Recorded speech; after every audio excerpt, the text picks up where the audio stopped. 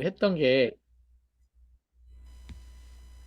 지난번에 우리가 그 거기까지 그 했었지 않습니까? 그 퍼스 기호 딱 하다가 끝났지 않습니까? 그쵸? 예, 네. 그 그럼 여기서부터 이제 설명을 하자면 이 책은 혹시 이용 선생님 책은 안 보셨죠? 아니요, 안 봤어요. 예, 근데 그 프리토킹 하면서 얘기를 편하게 할게요. 하세요. 저요, 일단 그냥 귀도 네. 그냥. 네. 그래서 기본적으로 뇌에 포착되는 모든 대상은 기호다라고 하는 게 이 아까 그 들레즈가 그 스크린이 뇌다라고 하고 뇌 스크린에 어떤 그 나오는 어떤 형상들 이런 것들이 결국은 어떤 상징 아니 어떤 의미나 어떤 현실을 보여주는 그런 거라고 얘기하는 것처럼 우리 뇌에도 결국 세상의 모든 것을 보는데 그 보는 그 기초가 기호로 본다는 겁니다. 그러니까 상징으로 보고 그 상징의 의미 그 인식을 하고 그거의 의미를 깨닫고 뭐 그거에 대해서 반응하고 하는 그런 어떤 기호라는 거죠. 근데 이 퍼스의 기호론을 그 보통 이제 프래그마티즘이라고 하는 표현이 이제 있는데, 이 프래그마티즘이 원래 퍼스가 만든 말이라고 하더라고요. 자기의 기호론을 설명하기 위해서, 그, 우리나라 뭐 말로 얘기하면 실용주의라고 하는데, 맞죠, 교수님?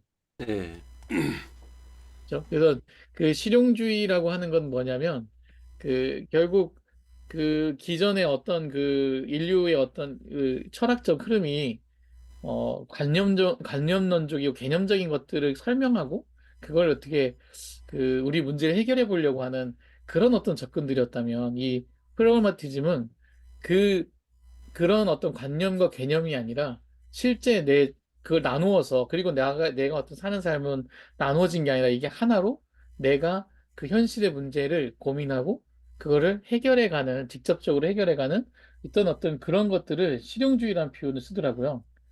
그래서 이 부분에 이제 그 프라그매티즘에 따르면 이제 현실의 문제를 해결하는 과정에서 왜냐하면 내가 직접 경험한 것이기 때문에 의심이 해소되고 또 그걸 통해 그 의심이 해소되고 된 부분을 이제 믿음을 통해서 결정을 하는 그런 어떤 그 시스템이 이제 프라그매티즘인데 그 프라그매티즘을 이제 퍼스는 기호학에서도 쓴 겁니다.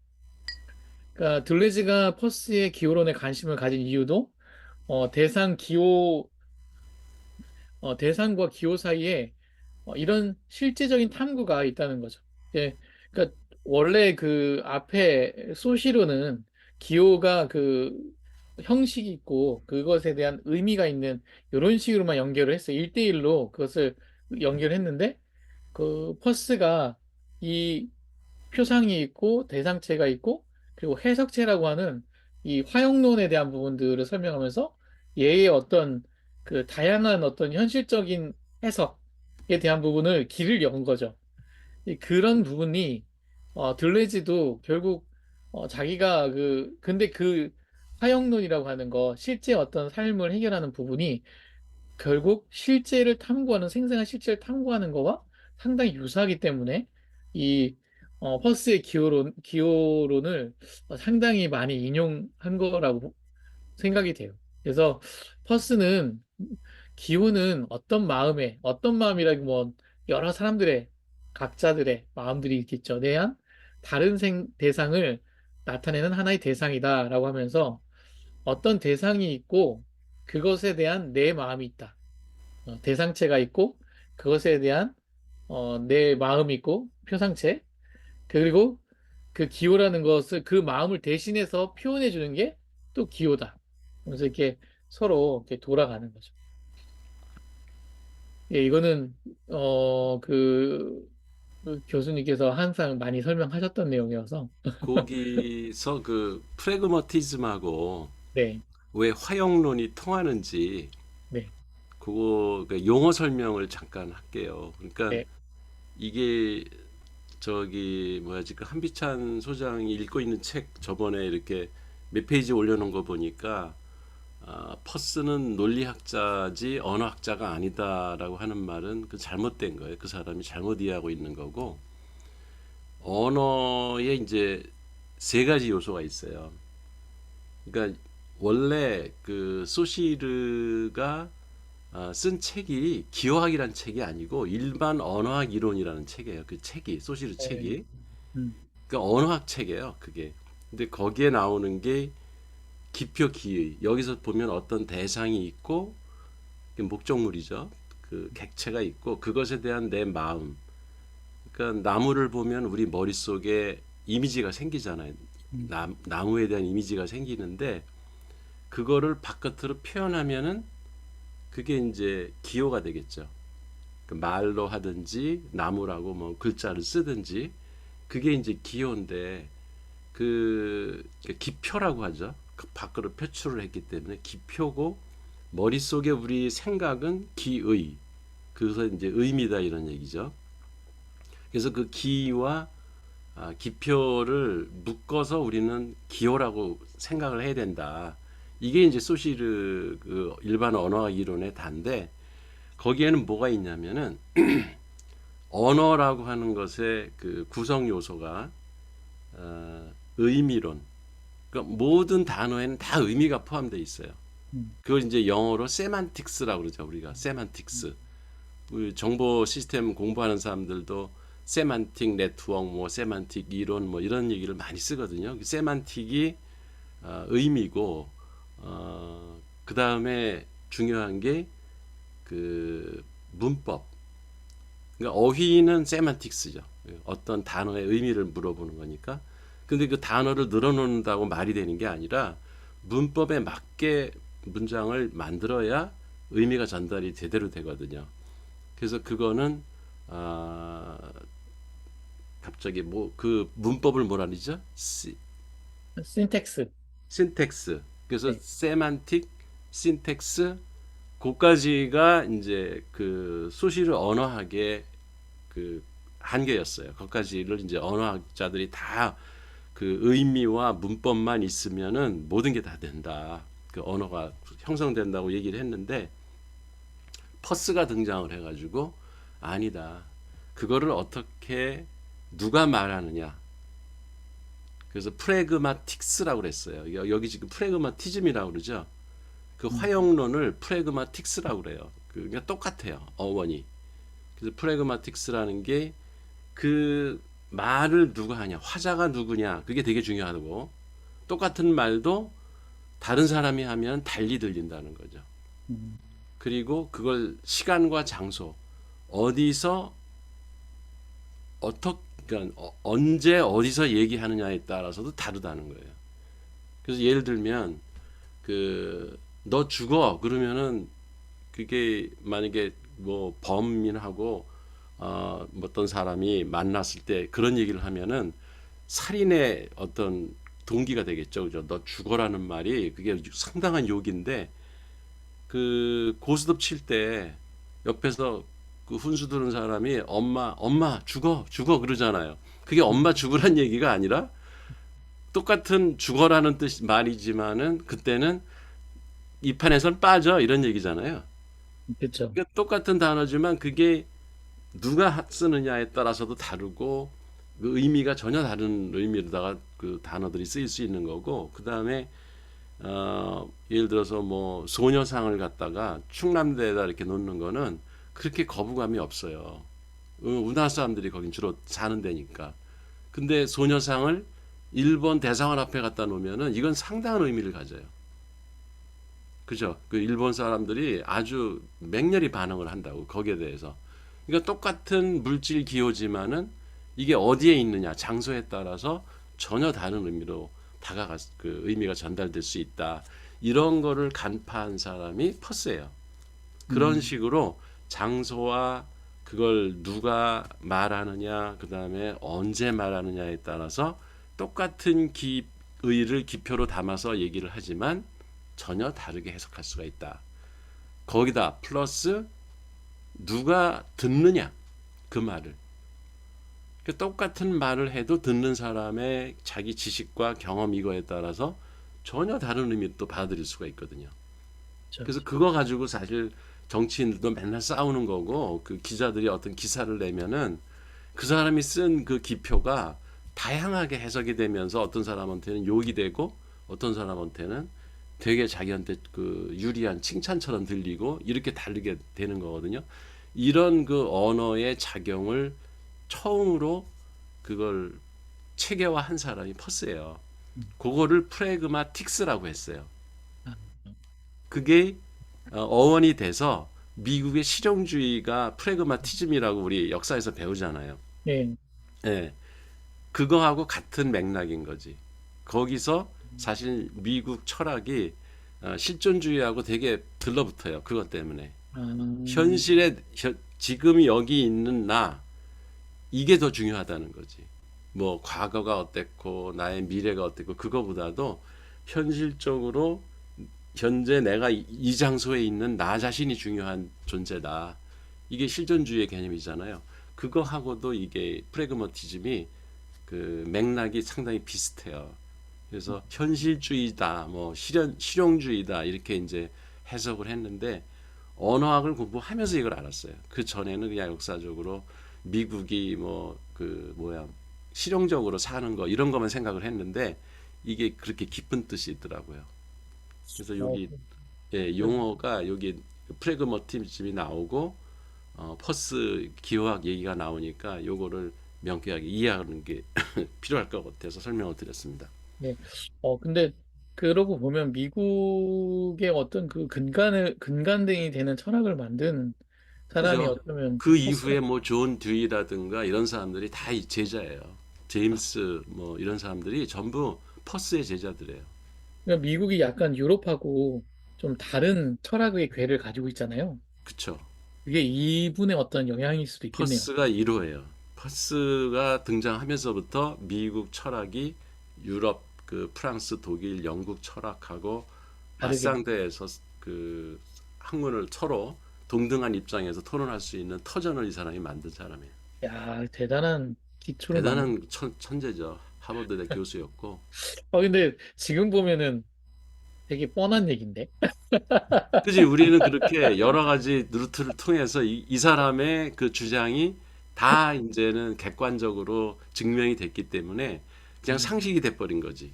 예, 야, 이런 부분들을 발견하면 한 강대국의 그 철학이 그 철학에서 사실 미국이 저렇게 성장한 거 아닙니까? 그죠? 실용주의 노선이라는 게 네, 미국한테 그 자본주의가 들어가면서 네, 어쨌든 실현 가능하고 현재 내가 있는 자리에서 무엇을 할 수 있는가 네, 여기에 더 초점을 네. 맞춰야지 문제 해결. 과거가 어땠고 뭐 예, 미래는 어떻고 이거에 너무 초점을 두지 말자는 거지. 야, 멋있네요. 네, 그러면 좀 더 같이 가면, 근데 이 퍼스의 기호로는 또 칸트의 인식론하고도 또 이렇게 약간 그 겹치는 게 있는데, 그 잡다에 해당되는 것들이 이제 잡다라는 거는 그냥 주변에 많은 어떤 그 객체들에 대한 것들인데 그것들이 감성에 의해서 내 이제 감각의 어떤 능력에 의해서 포착된다는 표현이 딱 맞는 것 같아요. 이게 내 눈에 이렇게 탁 그 감각에 의해서 포착이 딱 되는 그 포착되는 그 근데 그 오염되지 않은 거죠. 있는 그대로의 어떤 그 감정이죠. 뭐 이게 뭐 춥다, 배고프다, 뭐 아니면 되게 일차적인 감정. 그게 이제 질기요다라는 표현을 쓰고 그리고 칸트의 또 그 받아들인 감각에서 받아들인 그 내용을 지성이 그걸 지각하잖아요. 이렇게 범주화시키잖아요. 그 영역을 여기에서는 또 공기요라고 하는 표현을 쓰고 근데 그 범주대에 있는 애들을 다시 종합해서 결국은 칸트 이론의 이성에 의해 가지고 또 다시 한번 이렇게 그 종합하잖아요. 그 부분을 이게 종합하면 사유하는데 그거를 법칙 기호라고 이렇게 퍼스의 기호와 칸트의 이식론을 이렇게 연결해 가지고 하니까 딱 뭔가 맞아떨어지더라고요. 그래서 재밌게 이렇게 연결이 되는데 들레즈가 시네마2에서 이 시간 이미지의 전형으로 이 시간 이미지가 그럼 뭐냐라는 표현을 들리즈가 얘기를 하거든요. 근데 그게 뭐냐면, 제시하는 결정 이미지는 이 퍼스의 질기호에 해당되는 얘기다라는 거죠. 이게 뭐냐면 시간 이미지의 전형이라고 했을 때 어떤 그 이 지금 여기서 그냥 감각에서 바로 받아들인 그 느낌, 그 초기에 오염되지 않은 그대로의 그 상태 그대로, 그러니까 그 상태로가 바로 이 퍼스 이 시간 이미지의 그 모양이다. 그러면 영화에서는 결국 이 시간 이미지에 대한 것을 포착해서 그 부분을 표현하는 거. 이게 지금 현실과 이 어떤 그 실제의 어떤 차이를 잡아내는 거다라는 거죠. 그리고 이제 그에 따르면 질기호는 지성에 의해 포착되기 이전. 그러니까 지성의 이전이 여기 바로 여기 범주화하면 이때부터는 이미 내가 거기에 간섭이 되는 거거든요. 나의 어떤 생각이나 기존의 기억이나 기존의 나의 어떤 그 생각이나 이런 게 영향을 주는 거예요. 의지가. 의미화 시키는 거죠. 그게 포착되기 이전이니까 바로 그 앞 단계, 그 감각되는 그 단계인데 그거를 현실적이고 즉각적이고 신선하고 새롭고 최초이고 이런 말을 되게 계속 나열해서 얘기하셨어요. 자발적이고 자유롭고 행동적이고 이분도 하여튼 순간적으로 존재하는 것이래요.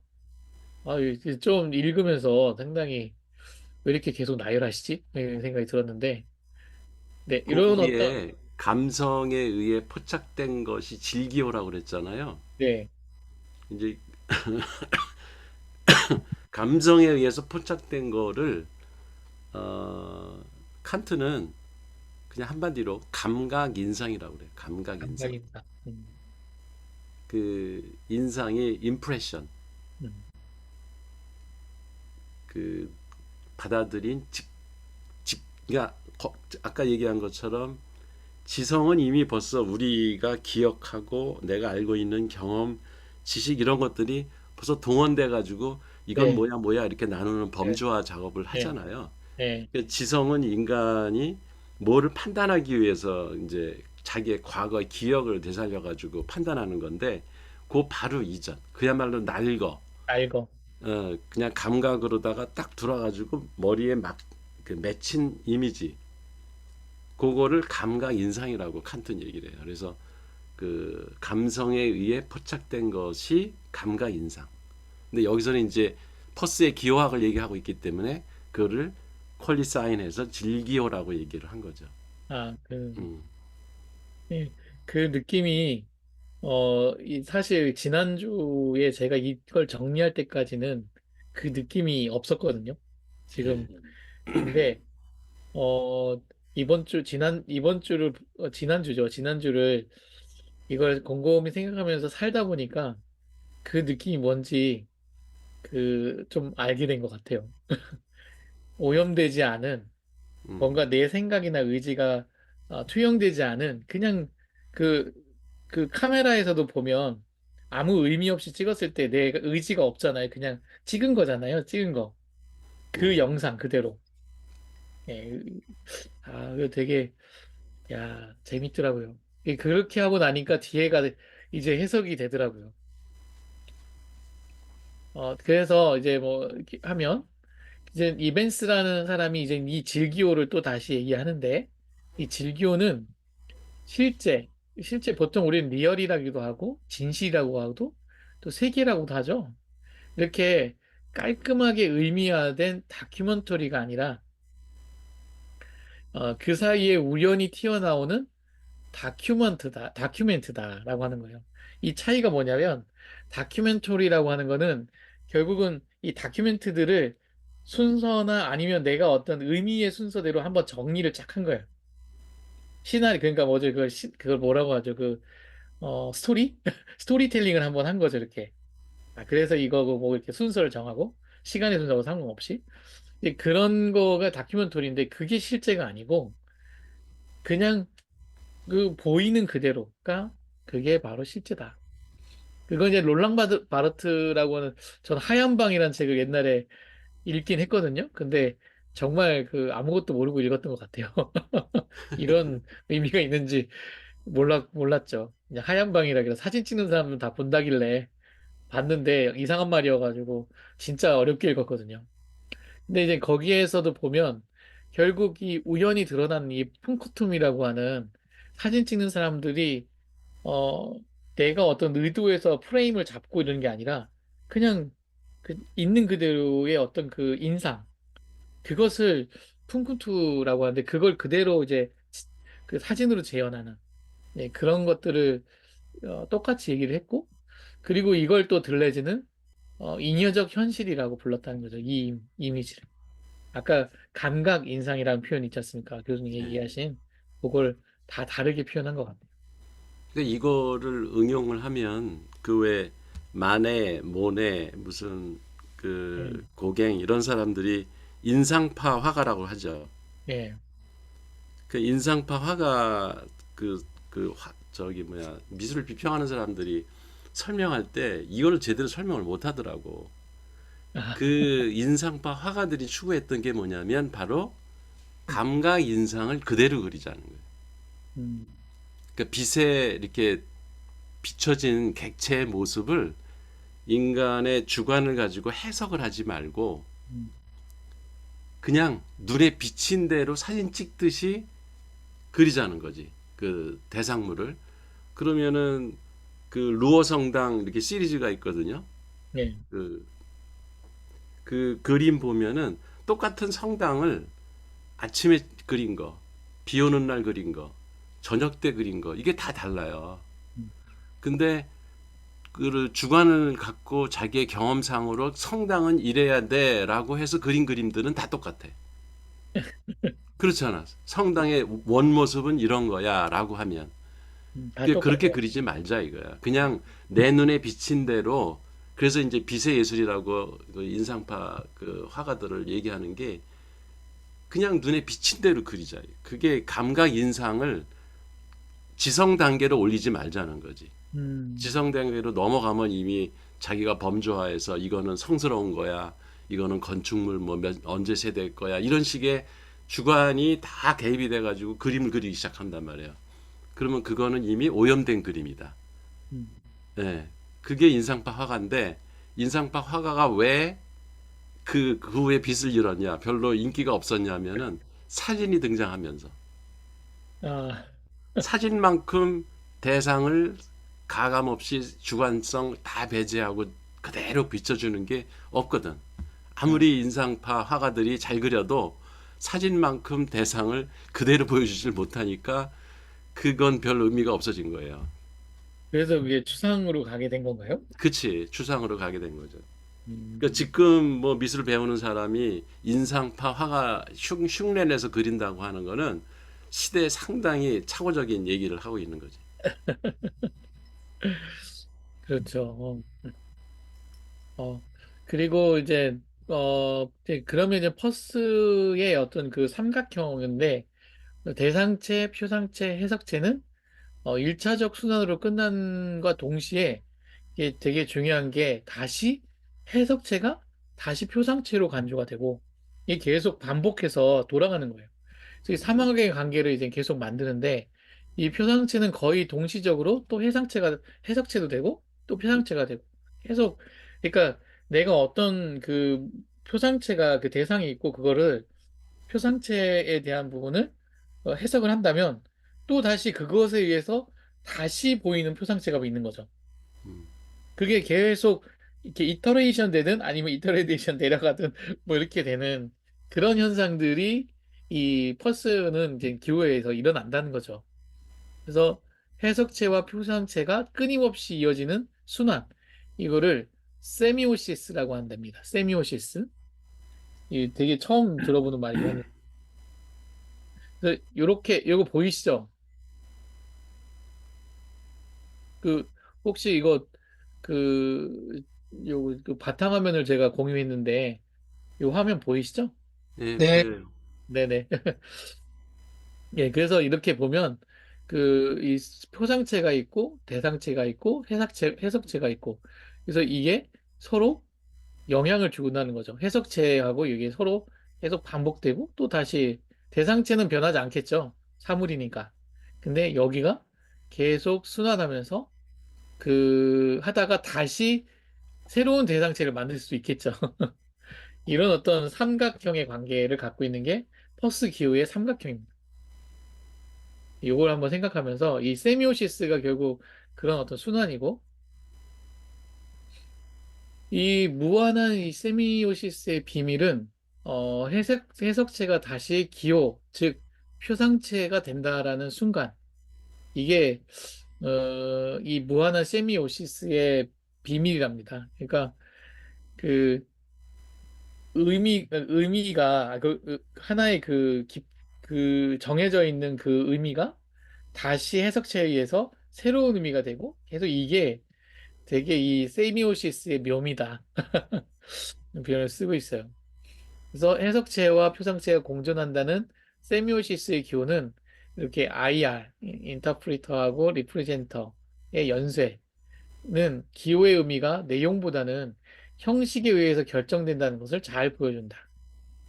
이 부분이 솔직히 제가 좀 이해가 안 됐어요. 지금까지 의미를 가지고 의미에 의해서 계속 이터레이션 되는 그 얘기들을 하다가 갑자기 의미가 해석의 어떤 의미가 아니라 형식으로 결정된다는 얘기는 무슨 얘기일까요? 그러니까 이 책을 쓴 사람이 네. 그 뭐라 그럴까 그 여기서 형식은 뭐냐면 미디어를 얘기하는 거예요. 여기서는 이 문장에서는. 아, 그러니까 어떻게 보여주느냐. 아까 아, 대상체가 있잖아. 그 네네. 객체를 표현할 때 네네. 어떤 방식으로 표현하느냐. 음, 그래서 왜 그 미디어의 이해 우리 그 네네. 책 봤잖아요. 거기서 어떤 미디어를 쓰느냐에 따라 이미 똑같은 의미를 담아서 해도 미디어가 달라지면은 다른 의미를 표현한다 그렇게 얘기했잖아요. 네, 매체가 메시지를 예. 갖고 있는, 네, 똑같은 메시지라도 내가 이렇게 직접 말로 하는 거와 번역이 문자로 한, 쓰는 거와 그다음에 그림으로 그리는 거와 이게 그 형식이 뭐냐에 따라 다른 의미가 전달된다고요. 음. 아, 그래서 그 메시지로다가 엄마 안녕 하고 하는 것보다도 직접 전화해서 엄마 안녕하세요 하는 게 훨씬 더 감동을 준다는 거지. 어. 그러니까 의미가 내용보다 형식에 의해서 결정이 된다. 이건 예. 지금 여기 지금 매체란 얘기는 없었는데 갑자기 튀어나오네요. 그 형식이란 말을 그렇게 알고 이 사람은 이 문장을 쓴 거예요. 아, 네. 그러면 이해가 됩니다. 이 형식이라는 건 그럼 매체. 그러니까 음, 어떤 매체를 썼느냐, 어떤 방식으로, 그러니까 어떤 방식이지 방식. 방식. 예. 아, 네네. 알겠습니다. 그래서 그 IR의 경계면에서 끊임없이 분열은 퍼스 기호론의 본질을 정확히 보여주는 거고, 그 들레즈가 퍼스의 기호를 선택한 이유도 이 이미지의 발생과 결합, 그리고 배치를 사유하기에 되게 그 적합하기 때문에 했다는 겁니다. 그러니까 결국 계속 이렇게 돌아가면서 이테레이션 되고, 그리고 어떤 형식, 지금 뭐 얘기하자면 어떤 그 형식을 만나냐에 따라 또 그 의미가 결정이 되는 이런 게 되게 그 들레즈의 어떤 그 이미지와 기호를 연결하는 그런 어떤 설명에 되게 적합했던 거죠. 퍼스의 기호론이. 그러니까 여기서는 그 형식을 이미지, 그래픽 매체라고 생각하면 돼요. 아, 그 영화 얘기하는 영화 예, 같은. 영화 지금 얘기를 하고 있기 때문에 예. 거. 네. 그래서 제가 밑에 이렇게 쓰긴 했는데 이건 무시해도 될 것 같아요. 이거는 그 깨달음이 읽기 전에 얘기라 이상해요. 내가 내가 써놨는데도 좀 이상하더라고. 아니 뭘 깨달았는데 아니 나는 이게 그 개체화 이론하고 비슷해가지고 근데 개체화 이론에 보면 걔도 그 경계에서 계속 변화가 일어난다고 하잖아요. 경계에서. 예, 예. 그러니까 여기도 지금 그 경계에서 끊임없는 분열, 경계에서 이런 얘기가 결국 이 안의 것들은 계속 확정이 되고 경계에서는 끊임없이 변하면서 얘가 어떤 쪽으로든 이렇게 가는 거죠. 그 의미가 어느 쪽으로 이렇게 성장하는 거죠. 어떤 그 모양이 꼭 그 제가 생물의 개체와 이론에서 받았던 인상하고 비슷해가지고 이렇게 썼습니다. 아니 유사해요. 아, 유사한가요? 그러니까 이렇게 생각하면 되잖아. 어떤 사람이 내가 지금 말을 했잖아. 예, 말을 하는 게 지금 기호를 생산한 거거든. 예, 그러면 여기 있는 분들이 듣고 있잖아, 내 얘기를. 그러면 나는 레프레젠터고, 음, 그잖아. 내가 예, 표상체 역할을 하는 거예요. 예, 내 머릿속에 있는 이미지를 언어, 말이라는 이 매체를 형식, 통해서 형식으로 지금 말을 하고 있다고.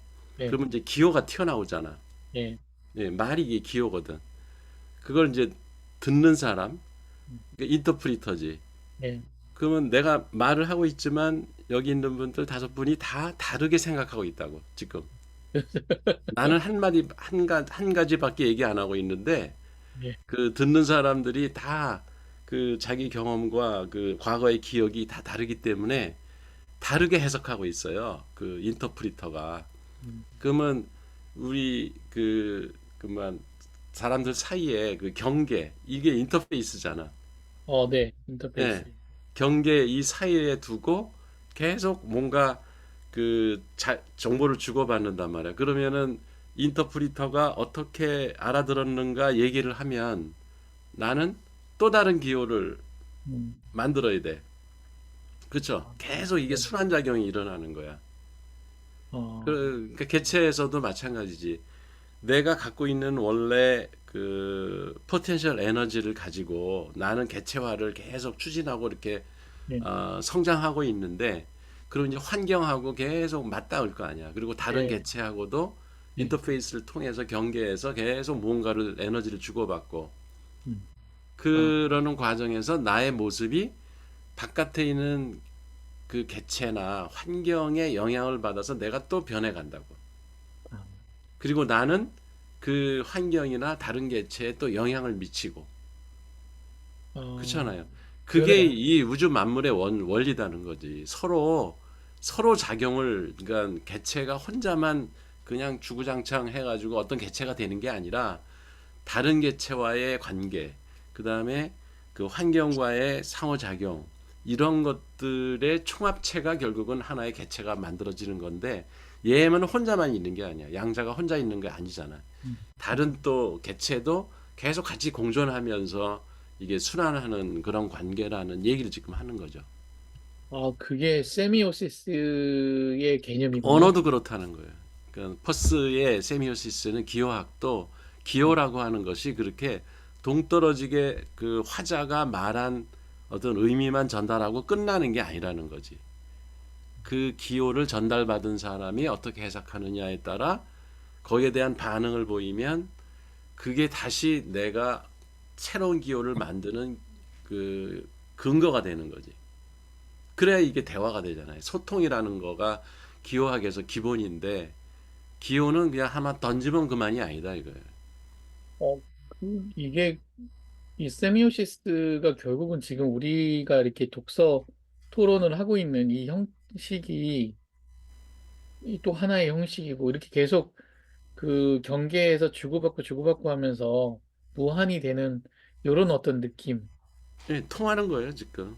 그 영화를 제작해 가지고 관객들이 보면 거기에 대한 뭐 막 평들을 올리고 또 거기에 반응이 있을 거 아니야. 그러면 그 네네. 다음 영화를 제작하는 사람이 또 그걸 반영해서 영화를 만들 때 다 거기 반영이 돼서 또 영화를 만들 것이고. 그러니까 이미지를 만들어내는 사람들이 그냥 자기가 생각한 이미지를 툭 던지고 끝나는 게 아니라는 거예요. 되게 그러네요. 이 세미오시스란 단어 잘 쓰면 좋겠네요. 네. 어려운 단어였는데 되게 가깝게 다가오네. 그게 퍼스가 만든 교수님, 말이야. 퍼스가. 예. 예. 69페이지에 보면은, 책 69페이지에 보면은, 그림 3에 네. 세미오시스의 수렴과 발산, 이제 그 이 뒤에도 이제 우리 박주환 대표님이 얘기할 텐데요. 그러면은 69페이지. 세미오시스는 수렴도 하고 발산도 한다는 뜻입니까? 그렇지. 음, 그러니까 상호작용이 계속 순환 관계, 순환 고리 속에 들어가 있다는 그런 얘기지. 세미오시스가 이렇게는 안 나오네. 야, 이게 뭐야, 그러니까 이거. 저기 뭐야 다른 움베르토 에코나 뭐 이런 다른 그 기호학자들은 세미올로지라고 그래요. 세미올로지. 그, 아, 그래요? 그 유럽 학문은 로지를 붙이거든. 끝에 아, 바이올로지 뭐 이런 식으로 로지를 붙이잖아. 네네. 근데 미국 학문은 틱스가 많아요. 아, 그래서 스태티스틱스 무슨 뭐 세미오틱스 그래서 이 저기는 오틱스, 막 이런. 세미오틱스라고 그래. 기호학을 이 퍼스는. 아이고, 이 사람들이 이미지를 많이 안 올렸네요. 이게 공부 안 하네. 네, 당연히 나올 줄 알았는데. 이게 뭐냐면 나선이 있는데, 나선이 안으로 향하면은 그 사실 그거잖아요. 수렴의 과정이 보면, 수렴의 과정이 0으로 수렴하잖아요. 다 0으로 수렴하잖아요. 결국 0이라는 동일성의 이데아로 다 모이는 형태가 되는 거고, 근데 이게 나선이 바깥으로 돌면 모여 있는 게 항상 차이를 만드는 거예요. 바깥으로 계속 도니까. 이런 어떤 수렴과 발산, 요게 계속 되는 형태인데, 이게 바로 뒤에 나와요. 그래서 좀 이따 설명을 다 드릴게요. 이 무한한 세미오시스가 이제 절합이라는 거는 이렇게 덩어리 덩어리 이렇게 모으면 그게 의미가 된다는 거예요. 아까 이 하나의 세미오시스는 이렇게 삼각형 하나인데 이게 이렇게 세 개가 모이면 요건 이렇게 읽으면 어떤 의미, 그 의미화를 시키는 게 이제는 우리 인간이 만든 어떤 거죠. 그게 영화의 어떤 플랑 같은 것들인 거죠. 그죠? 하나의 세미오시스를 플랑하고 연결할 수 있을 것 같아요. 그래서 그게 전체를 연결하는.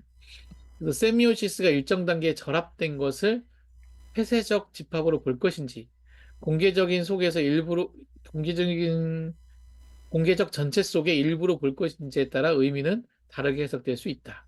이처럼 절합의 내용이 아니라 그 형식이 의미를 결정한다. 그러니까 절합을 이만큼 할 건지, 이만큼 할 건지에 따라서 그 어떻게 이 절합을 시킬 건지에 따라서 그 형식이 의미를 결정한다는 거죠.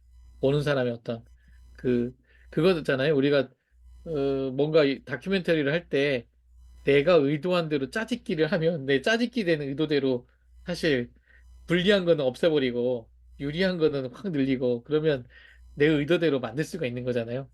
그런 어떤 의미가 결정된다라는 거가 이제 이 형식인 것 같아요. 근데 이제 하버마스라고 하는 사람이 이제 이런 얘기를 하는데 이성적인 토론으로 이제 합의를 이루는데 이 세미오시스를 수렴시키는 데 반해 이 사람은 이제 어떤 토론의 과정에서 세미오시스를 수렴을 시킨다는 거죠. 하나의 동질 동일성의 이데아로. 근데 들레즈는 이런 것이 이제 토론이나 인간의 이성에 의해서 매 순간 계속 발산하는 거야. 그래, 넌 그렇게 생각해? 난 이렇게 생각해. 하고 계속 차이를 만들면서 계속 확산시키는 거예요. 발산을. 그래서 이러면서 이제 사실 하버마스하고 그 들레즈는 서로 만날 수 없는 어떤 토론을 하는 거죠. 사실 우리 근데 토론은 수렴하기 위해서 하는 건데 들레즈처럼 하면 짜증날 것 같아요. 계속 따지는데. 하여튼 뭐, 그렇고요.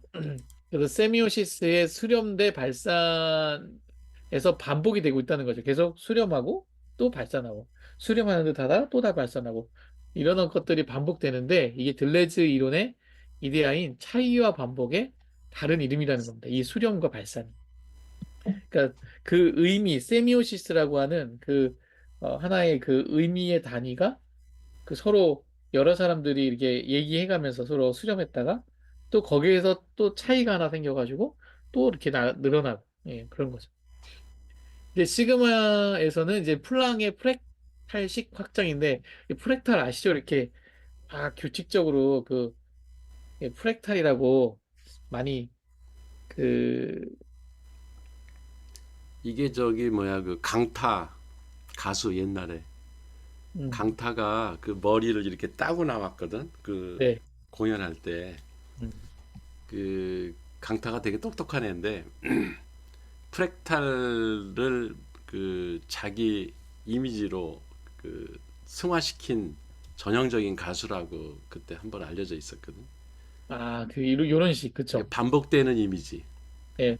반복되지만 이제 계속 반복되면서 새로운 것을 만드는, 그쵸? 그건 그 뭐야 해안선도 그렇고 예, 나무도 보면은 나무 가지를 뚝 잘라서 이렇게 세워놓으면 나무 같이 생겼잖아요. 예, 그러니까 이 지구상의 모든 그 생물이나 이 지형이나 이런 것들이 대개 보면은 그 구조가 한 가지 구조를 계속 반복해 가지고 그 이어지면서 큰 물체를 형성하고 한다고 하는 네, 맞아요. 그게 이제 프랙탈 이미지예요. 이, 그래서 머리 딴 것도 보면은 자세히 예, 보면은 다 똑같은 모양인데 그게 반복적으로 일어나는. 예, 요런 것들도 이렇게 요런 어떤 거 갖고 이렇게 그냥 똑같은 걸 계속 반복하면서 만들다 보니까 이런 이미지가 만들어지는, 그쵸? 음, 그 어떤 규칙에 의해서. 이제 그런 규칙적 거, 반복 이미지라고 할 수 있겠지. 네. 규칙적 반복 이미지. 그래서 플랑도 이제 이런 어떤 그 작은 이 의미들을 계속 이렇게 붙이면 이게 하나의 큰 또 의미가 되는 거죠.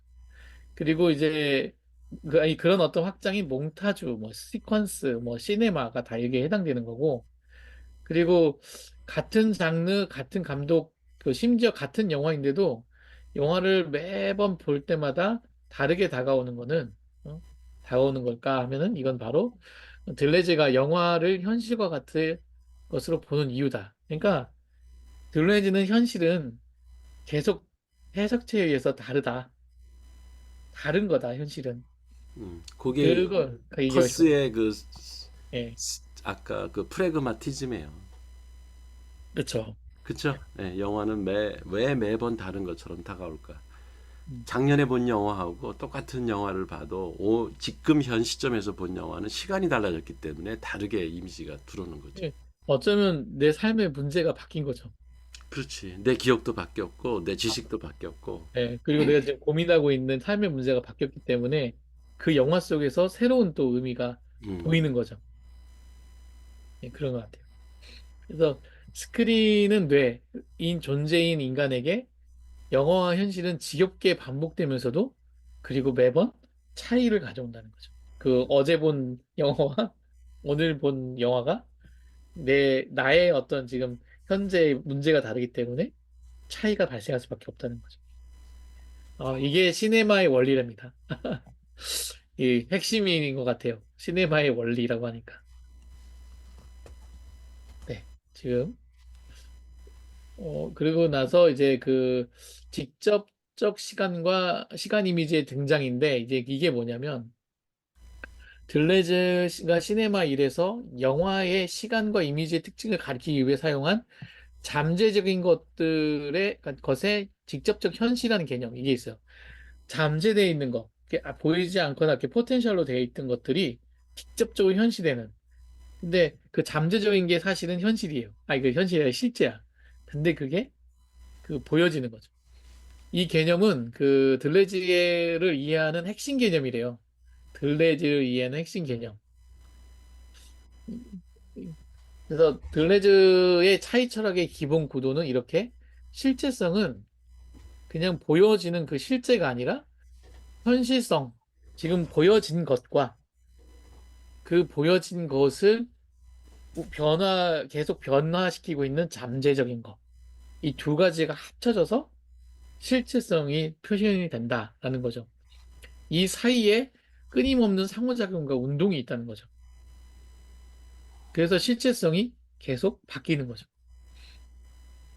그리고 그래서 우리는 현실을 직접적으로 증강한다거나 가상화한다. 예, 그렇죠? 잠재화하죠. 근데 이런 의미에서 버추얼 리얼리티는 신체가 자리하고 있는 장소가 진짜 현실이고 우리가 지금 있는 데가 현실이고 나머지 내가 보지 못하는 그거는 다 가짜고 가상현실이라고 이렇게 얘기하는 게 아니다.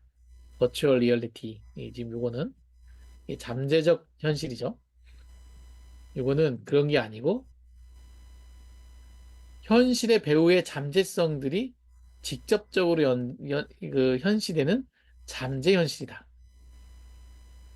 그러니까 우리는 그 버추얼 리얼리티라면 보여지지 않는 그냥 가상으로 만들어진 어떤 세상으로 생각하고 그걸 가상현실이라고 얘기하지만 그게 아니라 현실 뒤에 움직이고 있는 어떤 잠재적인 것들이 있다는 거죠. 그게 이제 잠재 현시고 현실이라는 거죠. 직접적으로 현시하는. 이게 나타나는 거죠. 잠재적 현실이. 말이 되게 좀 어렵긴 합니다. 아, 이, 너무, 난 더 정확하게 잘 설명하는 것 같은데. 아, 아니, 너무 그, 정확한 것 같은데. 아니, 설명 잘 들으면 이게 참 현답인가요? 그 위에요, 박 기사님. 그 위에, 예, 잠깐 위에, 거기에 예. 실제성의 범위가 개체 안에 있다고 한 말이, 네. 이거 깨달음 전에 쓴 얘기라 나도 뭐라고 왜 저렇게 썼는지 모르겠어요. 아니, 근데 깨달음 전에 쓴 말이야. 그러면 더, 아니, 이 단어하고 똑같네. 깨달음 전에 그 예. 잠재의식이 발휘해서 나는 저게 정확하게 쓴 것 같은데. 아, 그래요? 나는 아, 저 해석이 참 마음에 들어요. 실제성의 범위가 예. 개체 안에 있다는 것 자체가 그 개체마다 그 잠재성이 다르기 때문에 현지성과 더해져서 예. 지금의 실제라는 것을 저렇게 두 가지의 분류로 나눠서 한다는 게 우리가 언제나 이 언어를 번역하고 있고 그걸 이해하는 게 달라진다는 그 말을 또 다른 언어로 그 범위가 개체 안에 있다. 이거 지금 그럼 박 이사님이 쓴 언어예요? 이게 지금 책에 있는 게 아니고? 예, 제가 쓴 얘기예요. 대단한데? 예. 그 머리가 맑을 때 아, 지금은 머리가 혼탁해가지고 저게 무슨 의미인지 모르겠어요. 아니, 그 유해를 더 잘 해석한 것 같은데요, 나는? 아, 어, 아니, 그래서 지금 설명하려고 한 번 읽었다가 무슨 어. 말인지 몰라서 넘어갔어요. 그랬구나. 지금 근데 그 한 소장님께서 설명한 내용을 들어보니 조금 생각이 나네요. 그때 어, 그런 생각을 했던 것 같아요. 이 실제라고 하는 거는 음, 그 외부에 있는 게 아니라 내가 보고 있는 현실, 이 실제이고 그 개체 안에 이 두 음. 개가 다 있구나. 이 뭐 그런 생각을 했던 것 같아요. 근데 이제 이 얘기하고 지금 뒤 얘기가 지금 서로 또 막 잘 안 돼. 그 연결이. 아니, 연결이 되는데요? 돼요? 오히려. 어. 저거네. 그러니까 사람, 그래서 잠재 현실이라고 얘기하잖아요. 현실 배우의 두 가지가, 음, 잠재 현실이라는 게 잠재가 개체로 나는 이해를 하거든요, 지금. 음, 맞아. 예. 개체 안에 있는 거죠. 그렇게 이해가 돼서 오히려 저렇게 표현한 게, 좋았는데? 네, 이게 잘 해석해 주신 겁니다. 그러면 이제는 그게 뭐냐? 이게 지금 여기서 조금 설명이 나오는데, 이게 모래 알갱이가 나오고 바위가 나와요. 사막이라는 데를, 이 사막이 현실이에요. 그러면 사막에 바위가 듬성듬성 있고, 수많은 모래가 계속 움직이잖아요. 바람에 의해서. 근데 우리는 현실성은 바위로만 보지, 그 밑에서 끊임없이 움직이고 있는 모래를 못 본다는 거예요. 사실은 사막의 그 실제는 그 끊임없이 움직이고 있는 모래거든요. 근데 우리는 바위가 모래의 작용에 의해서 깨져서 다시 모래가 되는 의미화되는 그런 부분만 집중한다는 거죠. 그래서 이 있는 그대로를 직시하는 그 현실 그대로를 보는 게 모래가 끊임없이 움직이고 있다는 걸, 그 알갱이를 보는 게 그 바로 그거다. 그래서 모래폭풍처럼 이런 것들에 의해서 현실화되는 모래폭풍이 바위를 부딪히면은 이게 또 걔가 바위가 모래가 되잖아요. 이런 어떤 과정들을 의미를 부여하는 게 아니라 있는 그대로의 이 모래를 보는 거. 그런 게 중요하다라는 거고. 그리고 그래서 잠재된 기억과 현실 인식이 동시에 나타날 수밖에 없는. 여기서 그 우리가 신몽동에서 했던 잠재성이 예. 그 전 개체적 포텐셜 그거랑은 좀 이렇게 맥을 연결, 같이 할 수 있나요?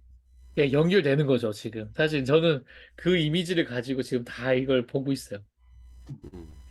그러니까 맞아요. 결국 전개체가 현실성이고, 현실성 지금 드러난 거예요, 이제. 근데 이게 계속 변하고 있잖아요. 변화하는 그 힘이 잠재성인데 이 잠재성이 포텐셜 에너지예요. 근데 이 에너지가 이제 거의 다 가면 이 현실성이 다시 새로운 모습으로 현실성이 또 나오는 거죠. 그리고 또 계속 변화하면서 잠재 영역에서 또 다른 현실성이 나오고. 이게 계속 그 개체화의 과정과 상당히 유사하게 이분이 설명을 하시고 계세요. 이렇게 되면은 교수님 이거 지금 들레즈 다 이해한 거 아니에요? 교만하게. 교만해. 네, 하여튼 농담입니다, 농담. 예, 하여튼 이렇게 들레즈가 말하는 시간의 직접적인 현실은, 그러니까 시간의 직접적인 현실이라고 하는 게 이제 운동이 중단을 함축하기보다는 오히려 일탈의 운동의 항진을 함축하는 것이다. 그러니까 다른 어떤 방향으로의 움직임, 그 계속적인 움직임이 계속 계속 그 진도가 나가고 있다는 얘기죠. 그 이게 중단됐다는 게 아니고 어떤 딱 이미지 스냅샷이 딱 끝난 게 아니라는 거죠. 그게 이제 시간 이미지다라는 거죠. 계속 변하고 있는 어떤 그 비슷한 의미들이 계속 엮여가지고 새로운 방향으로 가고 있는 그게 그런 거죠. 현실 속에서 시간 이미지의 출현은 이 시간 이미지의 출현은 인간 중심적인 운동을 중지시키지만 당연히 그렇죠. 왜냐하면 아까 시간 이미지가 뭐라고 했습니까? 감각 인상이라고 했죠. 오염되지 않은 그 인상 그대로. 그러면 거기에는 인간 중심적인 어떤 의미를 부여하는 거는 딱 거기서 멈추잖아요. 그런데 그 시간 이미지를 얻는 그 과정은 잠재성의 연속적 흐름을 환기시키는 이게 바로 진정한 운동이다. 그리고 현대 영화는 바로 이 시간 이미지들의 영화이다. 멋있습니다. 그래서 시간은 그래서 여기 이건 이제 제 말인데 이제 시간은 결국 그러니까 어 과정이고 그 뭔가 변화의 과정이고 이 과정은 각자의 현실 속에 있는 시간 이미지이다. 이렇게 한번 요 전체적인 요 문장을 요 사장을 한번 이렇게 요약해 봤습니다. 그게 아까 왜 그 실제라는 말을 썼잖아. 실제. 네네. 예, 위에 보면은 실제는 현실성과 잠재성의 합이다. 네.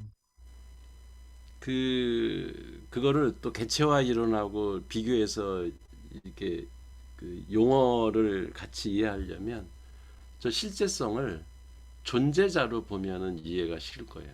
아, 그쵸. 존재자. 그러니까 행위자네. 우리가 보통 왜 이제 실체에 이르는 길을 할 때 리얼리티를 실체라고 번역도 하잖아요. 네네. 그 리얼리티 번역이 되게 다양하다고. 어떤 사람은 실체라고 그러고 어떤 사람은 실제라고 하고 어떤 사람은 뭐 진짜 존재라고도 하고. 뭐 현실이라고 얘기도 하고 실용적인 것, 뭐 현실적인 것 다양하게 번역을 할 수 있는데 근데 하여튼 철학에서 제일 어려운 개념 중에 하나가 리얼리티예요. 그 실체라고 하는 말이 그게 철학자에 따라 다르게 그 뜻을 쓴다고. 그래서 그게 혼란스러운 거야. 그러니까 플라톤은 이데아가 실체예요. 음, 그 사람의 실체는 이데아야. 그게 진리야. 음. 그러니까 항상 철학의 문제는 어떤 사물이 있어. 예를 들어서 나무가 한 그루 서 있다. 그러면 제 실체가 뭐냐? 이거를 내가 정확히 알면은 더 이상 뭐 철학이고 뭐고 필요 없어요. 그렇죠. 나무가 뭔지를 정확히 내가 알 수 있다면. 음, 그게 우리가 알려고 하는 거는 실체를 알고 싶은 거야. 그 어떤 사물의 실체를 알고 싶은 건지. 그 리얼리티를 알고 싶은 거예요. 그게 현재 거든 미래 거든 과거 거든 상관이 없어. 그래서 보통 왜 애들 대화할 때 레알 그러고 물어보잖아요. 그 진짜야? 네, 그리고 네, 네. 그게 진실이야라고 하는 말이 그게 바로 실체야라는 말이에요. 실체야. 그러니까 네가 하는 말의 진실이 지금 네 단어 속에 다 포함이 돼 있어. 근데 그런 일은 거의 없죠. 그렇죠? 불가능해요. 불가능하죠. 그래서 인간은 이데아를 죽을 때까지 몰라요. 뭐 불교에서 입적을 하면은 모르 알 수 있을까? 신이 되면 알 수 있을까? 아무도 몰라. 실체는. 그 실, 그 실체에 이르는 길이라는 그 책도 제목이 우주의 진리를 다 깨우치면 실체에 이른 건데 음, 그 불가능하지 인간이 한계가 있죠. 그래서 그거는 신만이 안다. 이렇게 그래서 신이 이제 탄생한 거고 여기서 이제 실제라고 하는 거를 우리 인간이 실제라고 여기는 거는 어, 시간과 공간의 한계 속에서 현재 내 눈에 드러난 것 음, 이게 실제라고 믿을 수밖에 없어요. 그렇잖아요. 그렇죠. 보이는. 그래서 음, 그래서 현실성이라는 말이 들어간 거고 그 이면에는 내가 실제라고 여기고 있는 이면에는 내가 미처 알지 못하는 내가 현재는 보지 못하는 뭔가가 숨어 있어. 그게 잠재성이야. 음, 그러니까 결국은 실제성 이퀄 현실성 플러스 잠재성이라는 말은 영원히 나는 실제에 도달할 수 없다를 고백하는 말이에요, 저게.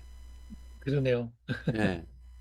그 그래서 그러니까 그 뭐 사물이 보여주는 우리 현상이나 걔가 보여주는 특성, 겉에 드러난 모습 이런 것만 보고 우리는 아 이건 나무야, 이건 뭐 돼지야 이렇게 어떤 그 사물을 보고 우리가 판단하고 하는 거는 다 내가 현실에 부닥쳐서 잠재성은 정확히 다 모르되 나한테 드러난 것만 알고 그걸 실제라고 여기는 거예요.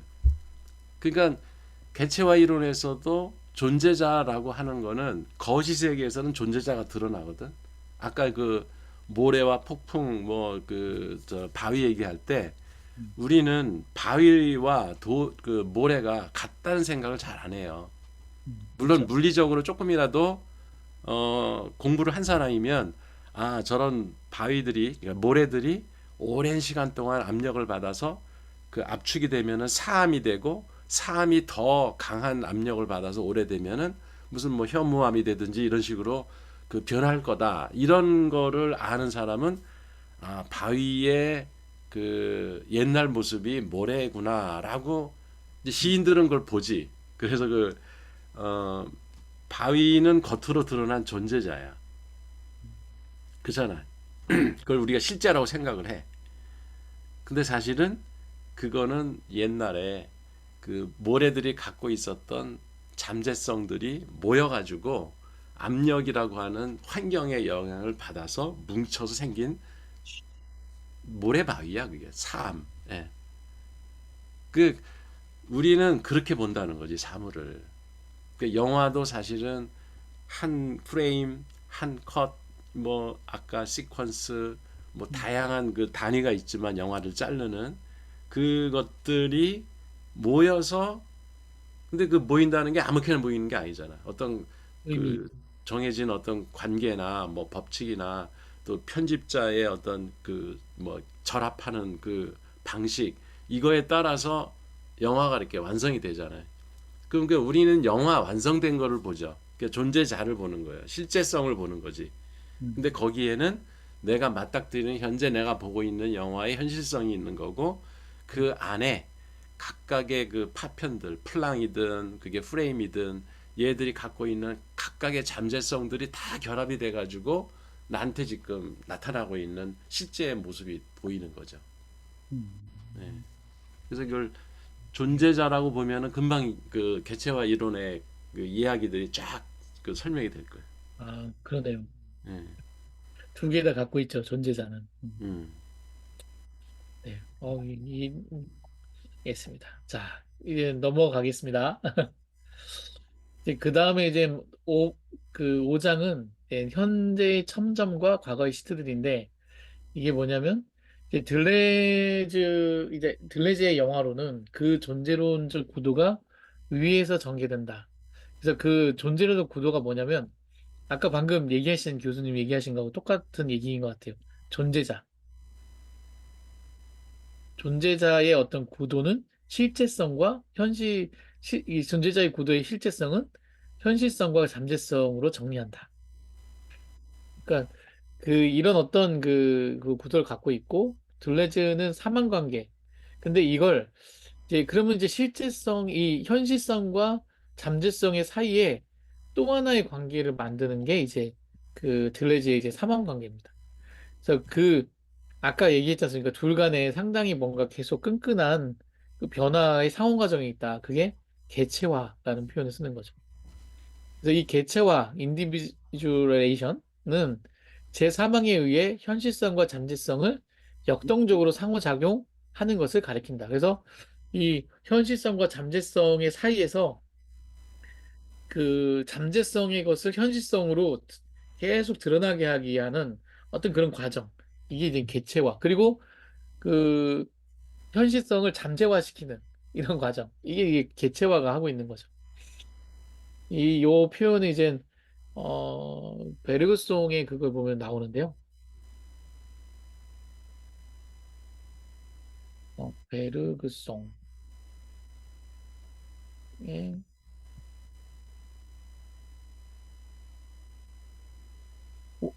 도식. 예, 이게 지금 그 베르그송의 도식이잖아요. 그래서 이게 밑에가 어딨냐.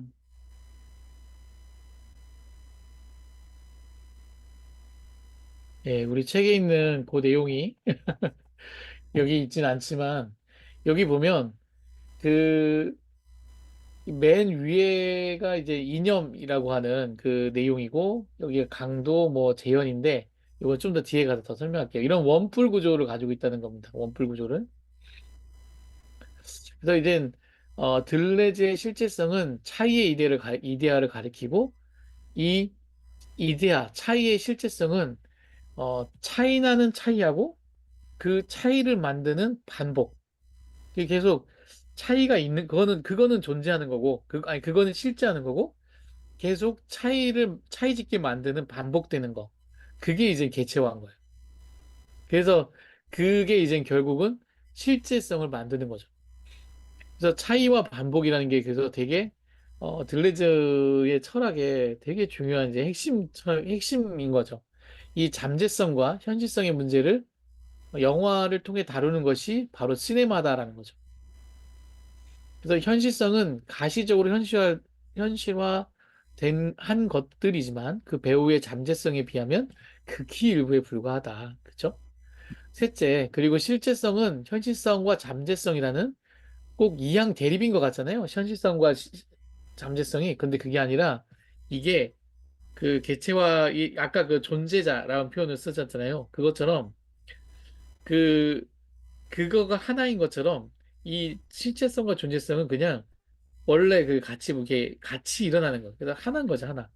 사실 이건 따로따로 있는 게 아니에요. 대립하는 게 아니에요. 그 현실화되면서 또 변화하고 잠재화되고 있는 거예요.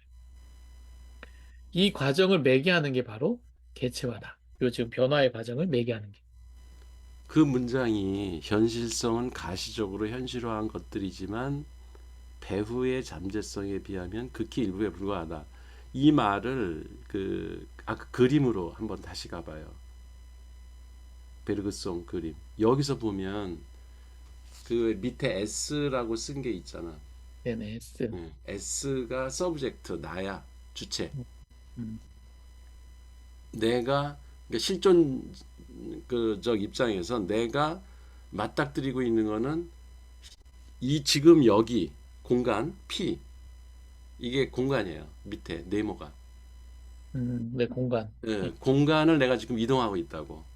음, 그리고 위에로 이렇게 원뿔이 돼 있는 게 그게 잠재성이에요. 아, 그러니까 그쵸. 그게 저 위로 올라가고 밑으로 내려간 거 차이가 시간이야. 아, 그쵸. 요거. 그쵸. 예. 그래서 A, B라고 돼 있는 게 이 왼쪽 그림에 그림 O라고 돼 있는 왼쪽 그림에 보면 A, B가 A 다시 B 다시 A 그 더블 그 뭐야 이렇게 세 층으로 돼 있잖아요. 네. 이게 기억의 층위예요. 기억의 층위.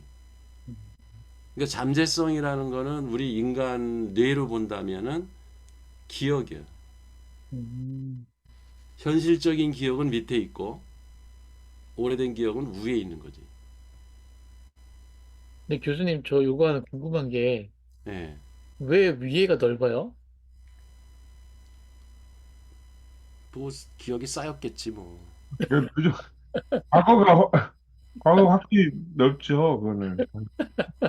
저 밑에 그 평면 공간에 닿아 있는 S가 이렇게 딱 끝 첨점에 이렇게 딱 붙어 있잖아. 예, 그게 현재. 현재.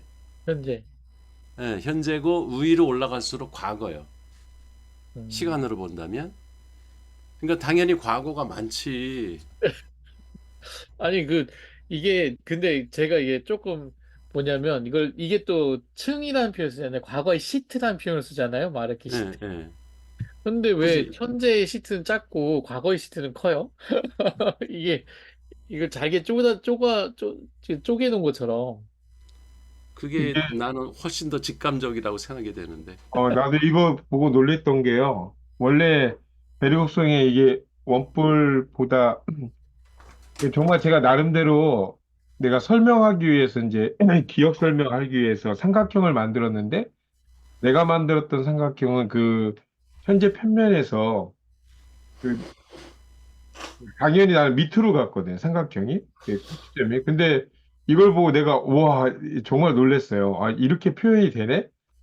근데 더 놀랬던 건 이걸 역삼각형으로 하고 역삼각형이 아닌 그 원뿔이잖아요. 이 원뿔로 해서 나는 그냥 평면으로 삼각형을 그렸던 거예요. 근데 이거를 역삼각형으로 만들고 또 원뿔로 만드니까 훨씬 입체적인 거예요. 그 현재 그 평면과 만나는 그 접점이 순간이잖아요, 순간. 우리 매 순간이 그렇게 점 하나로 모여서 그 점이 모여서 선이 되고 면이 되는 거잖아요.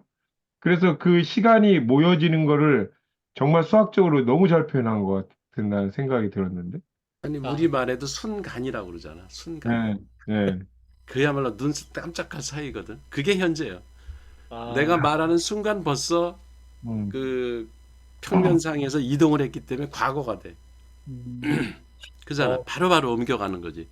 그러니까 그, 순간이라고 하는 게 점 하나에 불과하다는 거예요. 네, 그 점이 모여서 선이 되고 거기 지금 면으로 표현한 입체 자체가 그 점들이 모여서 지금 층을 그림사에서는 표현 안 했지만 그림 위에서 세 개의 선으로 거기 또 나눈 거를 그 수없이 많은 선들이 있는 거죠, 거기에. 그 면들이 모이는 거니까 시간이 엄청나게 많이 모여서 면을 이룬 거니까 그게 무한대로 위로 뻗치는 거잖아요. 요거 얘기하는 것 같아. 여기 보면은 음. 수렴하면서도 발산하잖아요. 맞아. 그거 표현을 갑자기 요게 지금 수요 너머에서 얼마 전 예전에 했던 것 같아요. 근데 음. 수렴하면 기가 막히다. 발산하는 그런 어, 거다. 반복과 차이다. 이게 이 원뿔이 반복과 차이네. 아. 그 타고 다시 내려온다는 걸 그렇게 거기 표현한 예, 거예요? 이게 수렴하는 거잖아요. 여기 그 옆에 것도 있네. 그 옆에.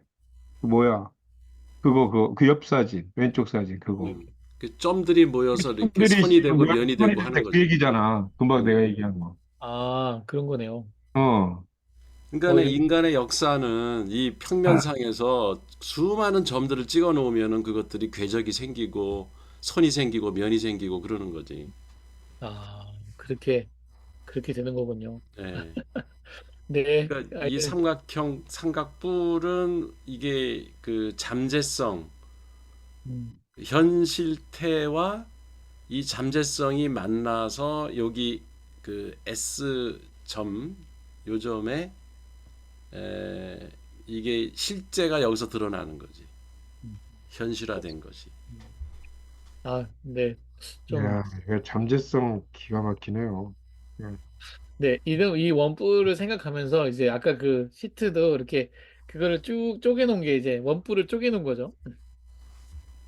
네, 그렇다는 거고, 그래서 넷째, 이제 실제의 이제 이 사망이 이제 되죠. 이거는 결국 뭐하고 대칭이 되냐면, 얘하고 그 잠재성은 이념, 그리고 이 강도라는 게 이제 그 세기죠, 세기. 음, 이게 그 개체화의 정도, 강도고, 그리고 재현된 거예요. 이제 현실성으로 나온 거예요. 이 세 가지가 서로 이렇게 이게 쌍을 이루고 있어가지고 이 그 잠재성으로 가면 갈수록 이 개체화가 잠재화되는 거고 현실성으로 갈수록 그 현실화되는 거고 이런 어떤 이 개체화와 강도가 그것을 조종해주는 이데아나 어떤 그 잠재성을 현실화해주는 그런 중요한 역할을 한다는 거죠. 그래서 들레즈의 생성론이 이 셋으로 나뉘는 존재론적 구역을 설정하고 예, 이런 어떤 층위를 만든다는 겁니다.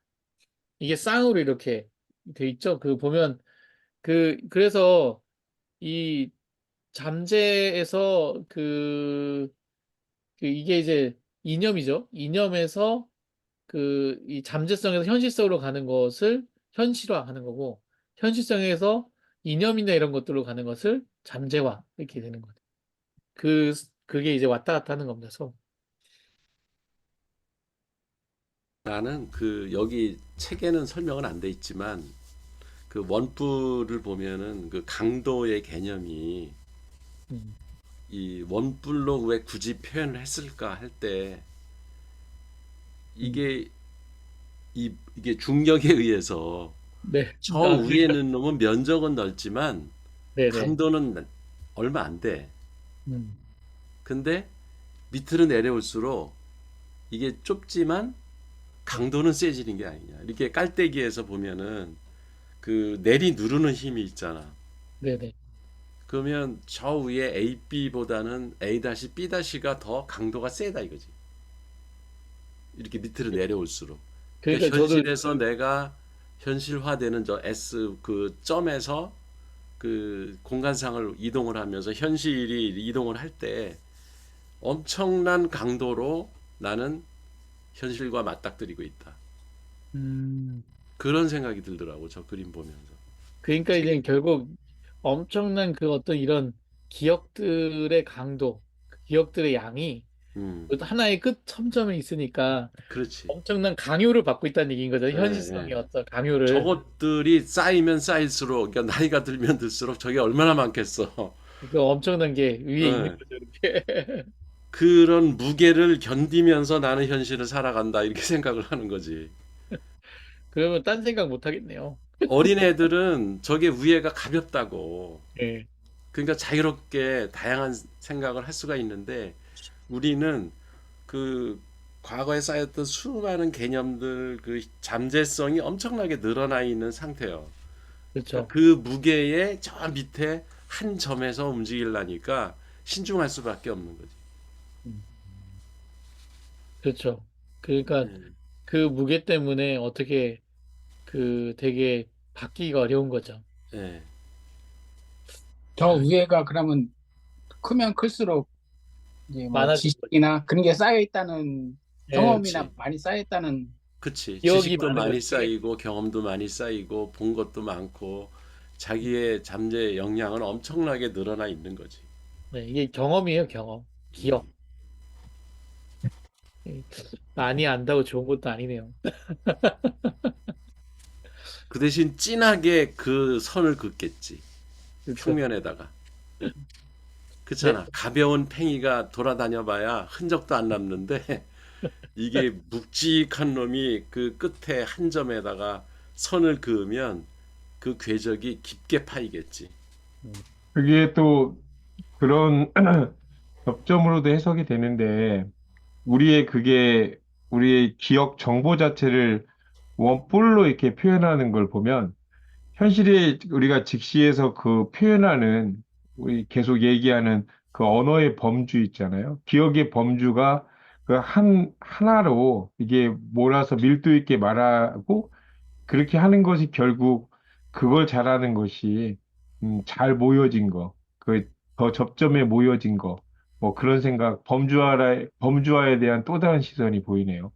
음, 음. 네, 맞습니다. 네, 그러면 다음은 이제 넘어가면, 지금 이제 결국은 이제 이거를 들레즈는 그 아까 현실에 있는 것을 현실태, 그리고 그 잠재, 아까 그 평면 있죠? P의 형태를 현실태, 그 위에 원뿔로 쭉 올라가 있는 거 잠재태, 어떤 형태로 설명을 하고, 그리고 현재의 첨점은 얇은 잠재성의 층들, 이 잠재성의 층들이 이렇게 쫙 쪼개져 있는 거죠. 간접치처럼. 그 간접칩에 이게 과거의 시트들이다라고 이렇게 하는 거죠. 그 현재 첨점을 기준으로 둘레지의 논리는 세 방향으로 되는데 이제 결국 현재 첨점을 중점으로 향하는 시간 이미지다. 네, 계속 이 시간 이미지들이 이제 그 현재의 첨점에서 나타나는 거죠. 그리고 이제 현재 첨점이 뭐냐라고 하면 이제 베르그송의 원뿔 도식 그 꼭지점이 바로 현재의 첨점이다. 아까 그 마지막에 그 S라고 이렇게 딱 돼 있는 데죠. 그 첨점의 이미지는 두 방향으로 갈라지는데 현재의 첨점과 과거의 시트들이고 그 전자가 평면 위에서 움직이는 과거들의 시트를 불러오는 이미지라면 후자는 원뿔 속에 기억되는 관련된 이미지라고 하는 얘기인데 이건 아까 잠깐 설명드렸죠? 여기 S가 결국 얘네들을 가져오는 현재의 그 이미지라면 그러니까 여기는 이미지만 있는 거죠. 점이니까. 근데 이 위에 이 부분은 기억들이라는 거죠. 그 이 이미지를 가져오게 하는 기억들. 이제 이게 그게 이제 기억과 관련된 이미지들인 거죠. 그래서 첨점의 스크린은 뇌가 외부의 세계와 대면하는 순간 생겨나는 이미지. 아까 그 결국 스크린에 뭐가 탁 이미지가 탁 맺히잖아요. 그 맺히는 순간이 이제 그 첨점의 순간이고 그 첨점의 그 스크린에 뭔가 했을 때 우리가 보잖아요. 우리가 볼 때 그게 다 기억에 따라서 보잖아요. 그게 이제는 우리가 보는 어떤 기억으로 끌어오는 그 첨점이라는 거죠. 하- 그리고 이제 이러한 의미에서 직접적인 시간을 현재의 첨점들의 동시성이라고 하는 거고, 베르그송은 인간의 의식은 지각과 기억 사이의 상호작용이다. 결국 우리가 의식이라고 하는 표현, 의식이라는 거는 우리가 이미 그 바로 거기서 이제 그 지각하는 내용과 내가 갖고 있었던 기억 사이의 상호작용에 의해서 의식이 발현이 되는 거죠. 이건 되게 새로운 그 얘기인 것 같아요. 의식은 뇌의 작용 아닌가요? 아니 새로운 거 아니야. 수없이 말했어 이런 거는. 뇌의 작용 아닙니까? 이렇게 표현하면 이거 너무 철학스러운 거 아닙니까? 예. 그래서 인간은 매 순간 외부 세계와 부딪히면서 지각하지만 그 짧은 순간에도 기억을 동원하지 않고서는 사고하고 행동하는 것이 불가능하다. 그래서 그 원뿔이 없으면 사실 현실성을 지각하지 못하는 거죠. 여기가 이제 지각 단계예요. 예, 감각 단계가 아니야. 예, 지각 그 감성은 해석하는 넘어선 거야 이제 예. 여기서는. 근데 지각이 그걸 방해하는 거 아니에요? 뭐를? 그 저기 뭐야 그 감각 인상의 그 원 이미지를 방해하는 거 아니에요? 방해하는 부분도 있겠지. 이게 그러면 일종의 이제 선입견이라고 하는 게 그런 거거든. 예, 선입견. 과거의 기억이 내가 이미 알고 있는 지식과 경험 이런 것들이 그 사물로부터 새로 입력된 정보를 순수하게 보지 않고 나의 기억에 의존해서 판단을 하는 거. 이게 선입견이라고 하잖아. 그러니까 그럴 때는 그게 나쁘게 작용하는 거지. 그렇죠. 그렇지만 대부분의 우리의 그 인식 활동이라고 하는 것은 지각을 하지 않고는 안 되잖아. 그렇죠. 내가 어쨌든 판단을 하려면 내 과거의 경험과 지식 이런 거에 근거해서 판단할 수밖에 없는 거지. 그럼 결국 그 과거의 지식과 그 경험이 순수한 지식과 경험을 잘 정리해내야 된다? 이런 걸까요? 순수한 지식과 경험이라는 건 없어요. 예, 다 자기가 습득한 거예요. 내가 필터링해서 내가 축적해 놓은 잠재성이야, 그게. 나의 기억이라는 거는. 교수님, 그러면은 이제 우리는 모두 기본적으로 선입견을 갖고 가는 거지 않습니까? 예, 당연한 거지, 당연하지. 음. 그 선입견이 좋으냐 나쁘냐의 문제인 거지. 그 지식과 그 기억에 의존하지 않고 우리가 판단하고 행동할 수가 없지. 예, 만약에 그냥 감각에서 들어온 정보에만 움직인다면 그건 기계지. 음, 센서잖아, 감각이. 네. 센서에 의해서 한 대로 그냥 그 바로 즉각 행동이 나오는 것들은 사실 곤충들이 그렇게 하잖아요. 또 음. 아, 걔들은 지각이 없어요. 곤충은. 네. 그렇죠. 근데 포유류나 조류 정도만 돼도 지각이 일어나죠. 예, 그래서 동물의 그 발전 단계에서도 그 감각에 바로 반응하는 것들이 있다고. 지렁이 밟으면 꿈틀한다는 거는 그냥 감각에 반응하는 거예요, 걔들은. 지각하는 게 아니야. 근데 사람은 그런 면도 있겠지. 예를 들어서 그 왜 조폭이나 이런 애들은 좀 감각적으로 반응해요. 그 누가 때리면 그냥 바로 때린다고. 근데 좀 그 뭐야 교양을 쌓고 이렇게 그 공부를 한 사람들은 얘가 왜 때렸지 생각을 한다고 벌써. 그래서 나도 맞때려야 돼? 아니면 그냥 점잖게 타일러야 돼? 이렇게 지각하면서 판단을 한다고. 음, 그게 지각 단계가 있기 때문에 가능한 거지. 즉각 반응이 아니지. 그러네. 그러니까 지금 인공지능이나 로봇 만드는 것도 그런 인간처럼 지각을 해서 지가 이제 갖고 있는 온갖 지식 이런 것들을 분석을 해가지고 그거에 따라서 반응할 거냐 아니면 그냥 정해진 방식대로 바로 즉각 반응할 거냐. 그러니까 아주 초급 단계의 로봇이나 AI들은 즉각 반응하는 방식으로 그 기계가 설계가 돼 있죠. 근데 음, 지금 앞으로의 과제는 지각을 할 수 있는 그게 이제 머신러닝 이런 것들이 학습을 왜 해? 지각을 할 때 판단 기준을 축적하기 위해서 학습하는 거잖아요. 제가 얼마 전에 그 LG전자에서 로봇 만드는 그 사람을 만났는데 그 사람하고 하는 얘기 중에 그 사람이 한 얘기는 지금 자기들이 로봇을 만드는데 제일 필요한 게 뭐냐 하는 게 시각지능이라는 거예요. 그러니까 그게 뭐냐면 저는 시각 그 어떤 장면을 보면 그 장면에서 우리는 그 감각 인상을 갖잖아요. 그러면 음, 잠깐 그것을 분류해 가지고 그 감정에 의해 가지고 행동을 하잖아요. 다음 액션을 반응을 하잖아요. 음, 이게 되게 우리는 자연스럽게 우리 생명체는 되는데 로봇은 그게 안 되는 거예요. 그러니까 어떤 장면을 보고 그 장면의 컨텍스트를 모르는 거죠. 그러니까 프로그래밍 된 대로만 얘기한다는 거죠. 그렇게 행동하고.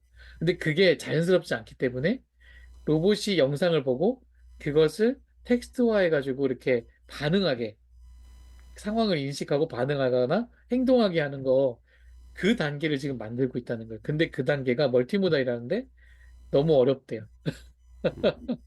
당연하지. 파충류에서 지금 포유류로다가 진화시키는 과정이 당연히 어렵지. 그게 예. 수천 년이 걸렸는데 우주는. 그러니까 데이터가 없다는 거죠. 우리가 근데 그런 데이터를 많이 만들다 보니까 결국 이 로봇도 이제 그 단계를 넘어서려면 아직도 좀 먼 시간이 필요한 거예요. 맞아요. 그러니까 데이터가 바로 감각 인상이에요. 네, 데이터. 그렇죠. 센서로다가 입력받은 데이터가 감각 인상에 해당하는 거고 그건 그냥 날 거라고. 음, 근데 얘를 빅데이터 분석을 하든지 이렇게 뭐 통계 분석을 하든지 해서 거기서 뭔가를 찾아내는 거가 바로 지각하는 거예요. 음, 그게 범주화하잖아. 그래서 이게 A냐 B냐 C냐 이렇게 구분하고 그 다음에 액션을 취하는 거지. 그게 이제 지각 과정. 그거를 흉내내서 지금 어, AI도 그런 로봇이 가능. 스스로 예. 빅데이터는 사람이 분석을 해석을 하지만 인공지능은 지가 해석을 하는 거지. 음.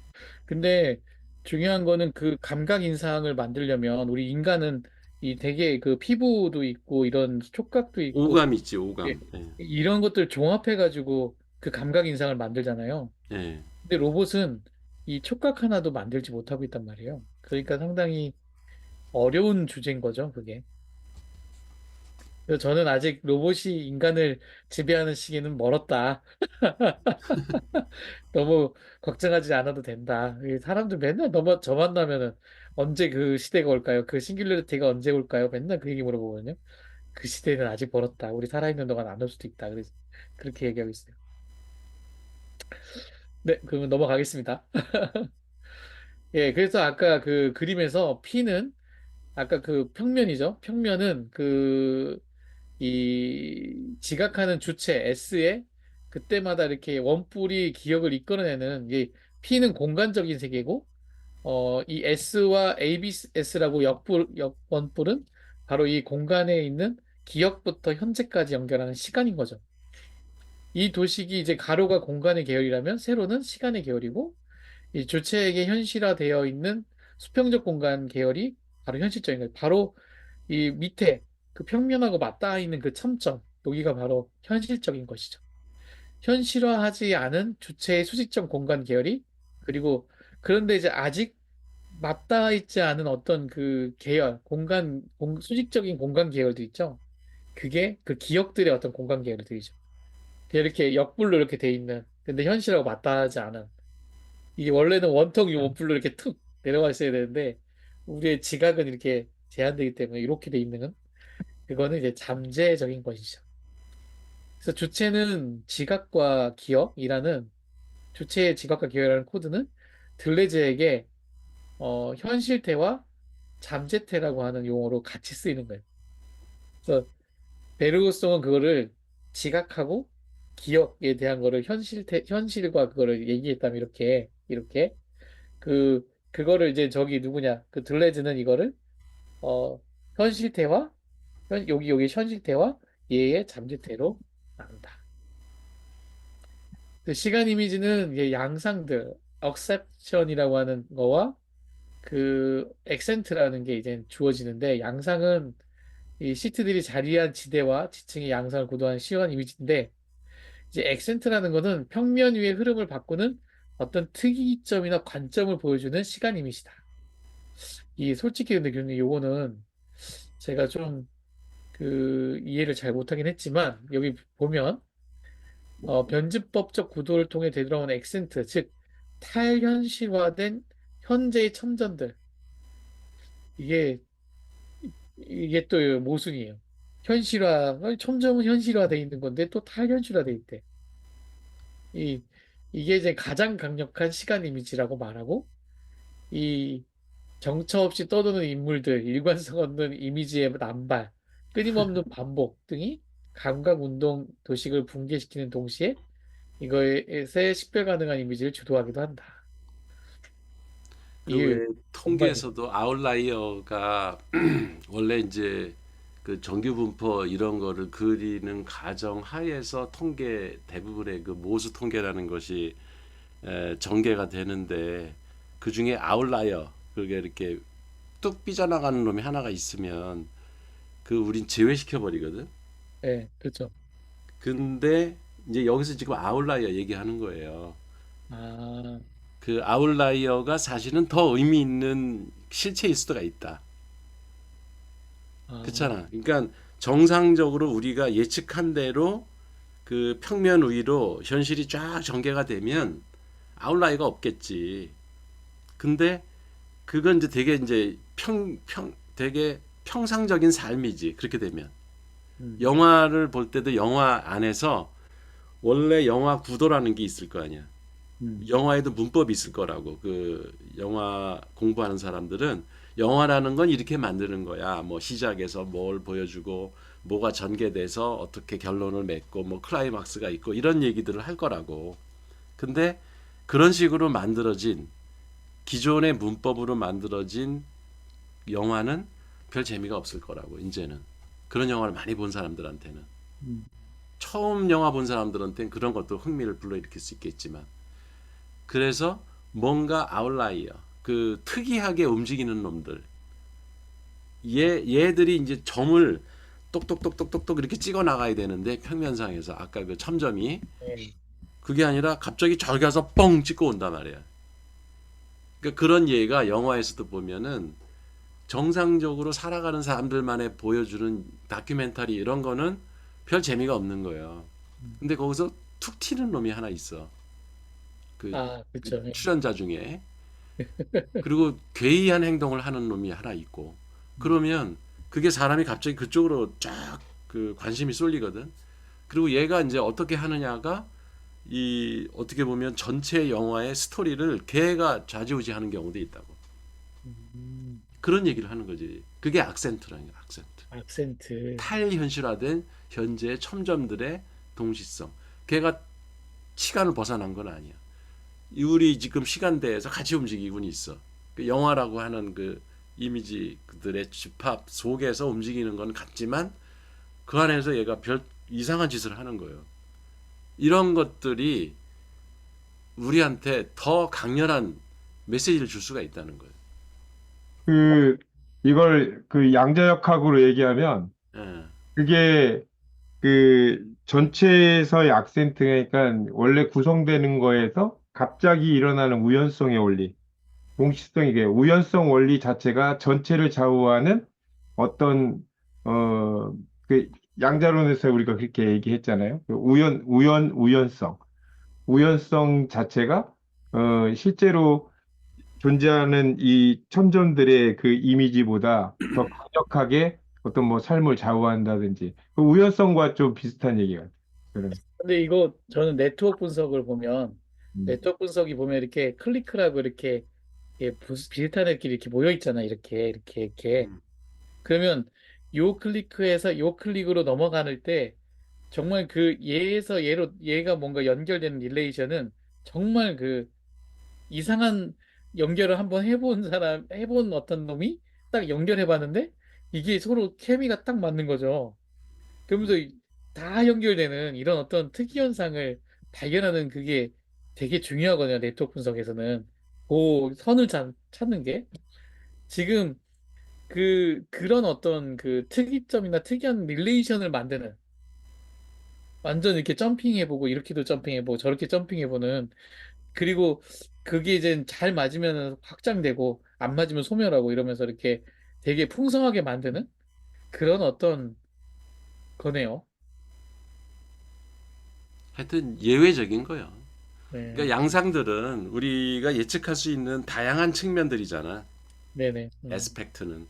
그래서 이런 측면도 있고 저런 측면도 있고 우리 삶이라는 게 그 어떤 틀 속에서 이렇게 다양한 양상들이 드러난다고. 근데 음, 가끔 변종이 탁 튀어나와가지고 그 특이한 그 존재가 하나가 튀어나와서 전체를 막 뒤 흔들고 이러는 경우가 있다고. 그런 걸 액센트라고 한다. 영화에도 그런 요소들이 있다는 거지. 아, 아니 그 영화 보면 항상 그런 사람이 한 명씩 있잖아요. 그 뭐지 무슨 감초같이 그 이렇게 기억에 남는 게 그놈만 남아. 맞아요. 그리고 이제 거의 이제 마지막 장이네요. 네, 과거의 시트, 아까 시트라는 표현이 이렇게 그 원뿔 이렇게 있는데 그게 잘게 쪼개져 가지고 이렇게 올라가 있는, 그쵸? 레이어라고 생각하면 돼, 레이어. 레이어들이 있는. 예. 그게 이제 과거의 시트들인데 하나는 대상에 대한 감각 이미지를 작동하는 자동적으로 이게 그 만들어지는 게 있고 하나는 주의 깊게 주의 깊게 만드는 어떤 제인이 있다라는 건데 이게 원뿔에서 보면은 그 A 프라임과 A 프라임의 관계라는 거예요. 그래서 이거를 조금 보면은 여기 보시면 이제 이게 A 프라임이고 A 프라임인데 A 프라임 그거는 어 잠깐만 어떤 게 자동이지? 밑에 아 밑에 거죠? A 더블 프라임이 자동화된 거예요. 이게 이쪽으로 오면 올수록 자동화된 거고 음, 위로 올라가면 올라갈수록 상당히 그 좀 더 생각하게 만드는 음. 그런 어떤 그 게 이제 이런 어떤 그 시트들이다. 그래서 시트들이 이게 하나씩 하나씩 이게 쪼개져 있는 레이어인데 올라가면 올라갈수록 그런 어떤 자동화되지 않고 내가 일부러 끌어와야 되는, 그쵸? 음. 일부러 끌어와야 되는 그런 기억들이 되는 거죠. 그래서 이런 그 주의 깊은 제인들이 되는 거죠. 그래서 베르그송에 따르면 과거의 시트는 어떤 첨점에 호출할 때 두 가지 운동을 한다. 그래서 이제 기억은 전적으로 경험 앞으로 향하며 행동을 목 여기가 좀 말이 좀 이상하네. 행동을 목적을 분할되지 않은 채 다소간 추측하는 병진이다. 트랜슬레이션이다. 이 병진이란 표현이 이게 번역이 좀 이상하네요. 병진, 트랜슬레이션. 네, 번역인데 트랜슬레이트. 그렇죠. 근데 왜 병진이라는 쓸까요? 같이 나아간다는 얘기 아니에요, 이거? 그렇지, 같이 간다. 네. 그 기억이 순간의 상황에서 자신이 가장 유용한 측면을 보여주기 위해 그리로 향하는 회전이다. 이 트랜슬레이션과 로테이션, 이 관계가 이렇게 같이 이렇게 평행선으로 가는 게 있고, 거기서 이제 회선에 들어가는 이게 결국은 이제 다음 장에서 나오는 내용인 것 같아요. 예, 그래서 그런 어떤 회전들이 있다. 그래서 이런 시트를 회로라고 하는데, 아까 이렇게 회로 이렇게 도는 거하고 비슷한 것 같아요. 예, 들레즈는 한 사람이 현재의 첨점의 불연속에 통해서 쟁취하는 것, 그리고 과거의 연속된 시트의 변형을 통해 양자론적인 비결정론과 아주 다른 통계적 확률주의가 존재한다. 이제 이렇게 얘기하는데 통계적 확률주의다 이렇게 얘기를 하고 레네의 작품 속에는 우리는 인간 중심적인 심리학을 좀 넘어선 기억. 이거는 이제 뭐냐면 한 사람이 기억하는 기억이 아니라 둘이 공유하는 기억, 그리고 여럿이 공유하는 기억, 이 세 개가 기억하는 거 이런 것들이 이 속에 잠기게 된다. 결국은 인류의 역사라는 기억이라는 것이 이제 생긴다는 거죠. 근데 이거는 이 시간 이미지는 뭐냐? 그 원뿔이 아까 이렇게 했을 때 주체라고 했을 때는 나 하나의 기억이지만 그게 경험하지 않은 기억을 이 어떻게 개인과 집단적 기억을 만들어내는지에 대한 질문을 이 사람이 하는 거죠. 난 경험하지 않았는데 어떻게 이런 기억을 만들어내지? 우리 그게 문화라고 할 수 있는데 근데 이제 결국은 그 심몽동에도 그 얘기가 나오잖아요. 그 대체화가 하는데 얘가 어떻게 방향도 뭐 없고 준 신호도 없는데 어떻게 저 방향으로 가지? 했을 때 걔가 기억하고 있는 이전의 어떤 기억이라는 표현을 우리가 썼던 것 같아요. 그것에 의해서 전체 집단적으로 움직인다. 근데 이제 들레즈는 그 답을 일리아 프리고진의 확률 물리학에서 찾고 있다. 그래서 레네의 영화처럼 빵장수의 변형에서 알듯 볼듯 해진 모든 사태, 그 변형의 시대의 공존이라 할 관점에서 볼 때 엄격히 확률적이고 모든 것은 우리가 위치해 있는 시트에 달려 있는 거고 어, 의미는 반죽 위의 두 점처럼 과거의 시트들에 의해 끊임없이 바뀌지만 그 모든 시트들이 공존하고 있다. 사실은 변하지 않는다. 공존하고 있다는 사실은 변하지 않는다. 그에게 중요한 것은 시트들의 변형이 아니고 변형들의 공존이 가리키는 세계의 기억이다. 그러니까 각자의 원뿔들이 있는 것 같지만 이 원뿔들이 결국은 그, 그 시대에 또 여러 어떤 개체들이 만나서 집단 개체들이 만나서 그 시대의 어떤 기억을 또 만든다는 그런 얘기 같다라는 생각이 드네요. 그 확률이라는 거는 결국 동의잖아요. 얼마나 많은 확률로 이게 동의나 이런 어떤 기억의 어떤 것들로 인정하느냐의 차이, 그런 확률인 것 같고. 그러니까 이게 아까 퍼스의 프래그마티즘 그거와 같은 거예요. 그러니까 아까 왜 해석체와 표상체가 끊임없이 순환한다고 그랬잖아. 네, 그러니까 내가 이제 기호를 생산해내면 그게 소설이 되든 영화가 되든 이렇게 하나의 그 표상체가 하나 탄생을 하겠지. 네, 근데 그게 끝이 아니라는 거지. 그거를 소화하는 사람이 있을 거 아니야. 해석체, 음, 영화를 보는 사람, 책을 읽는 사람. 그러니까 우리도 지금 이 책을 읽고 있잖아.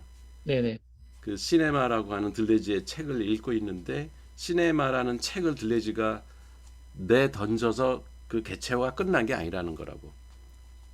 우리가 또 이걸 소화를 해가지고 우리 나름대로 지금 해석을 하고 있고,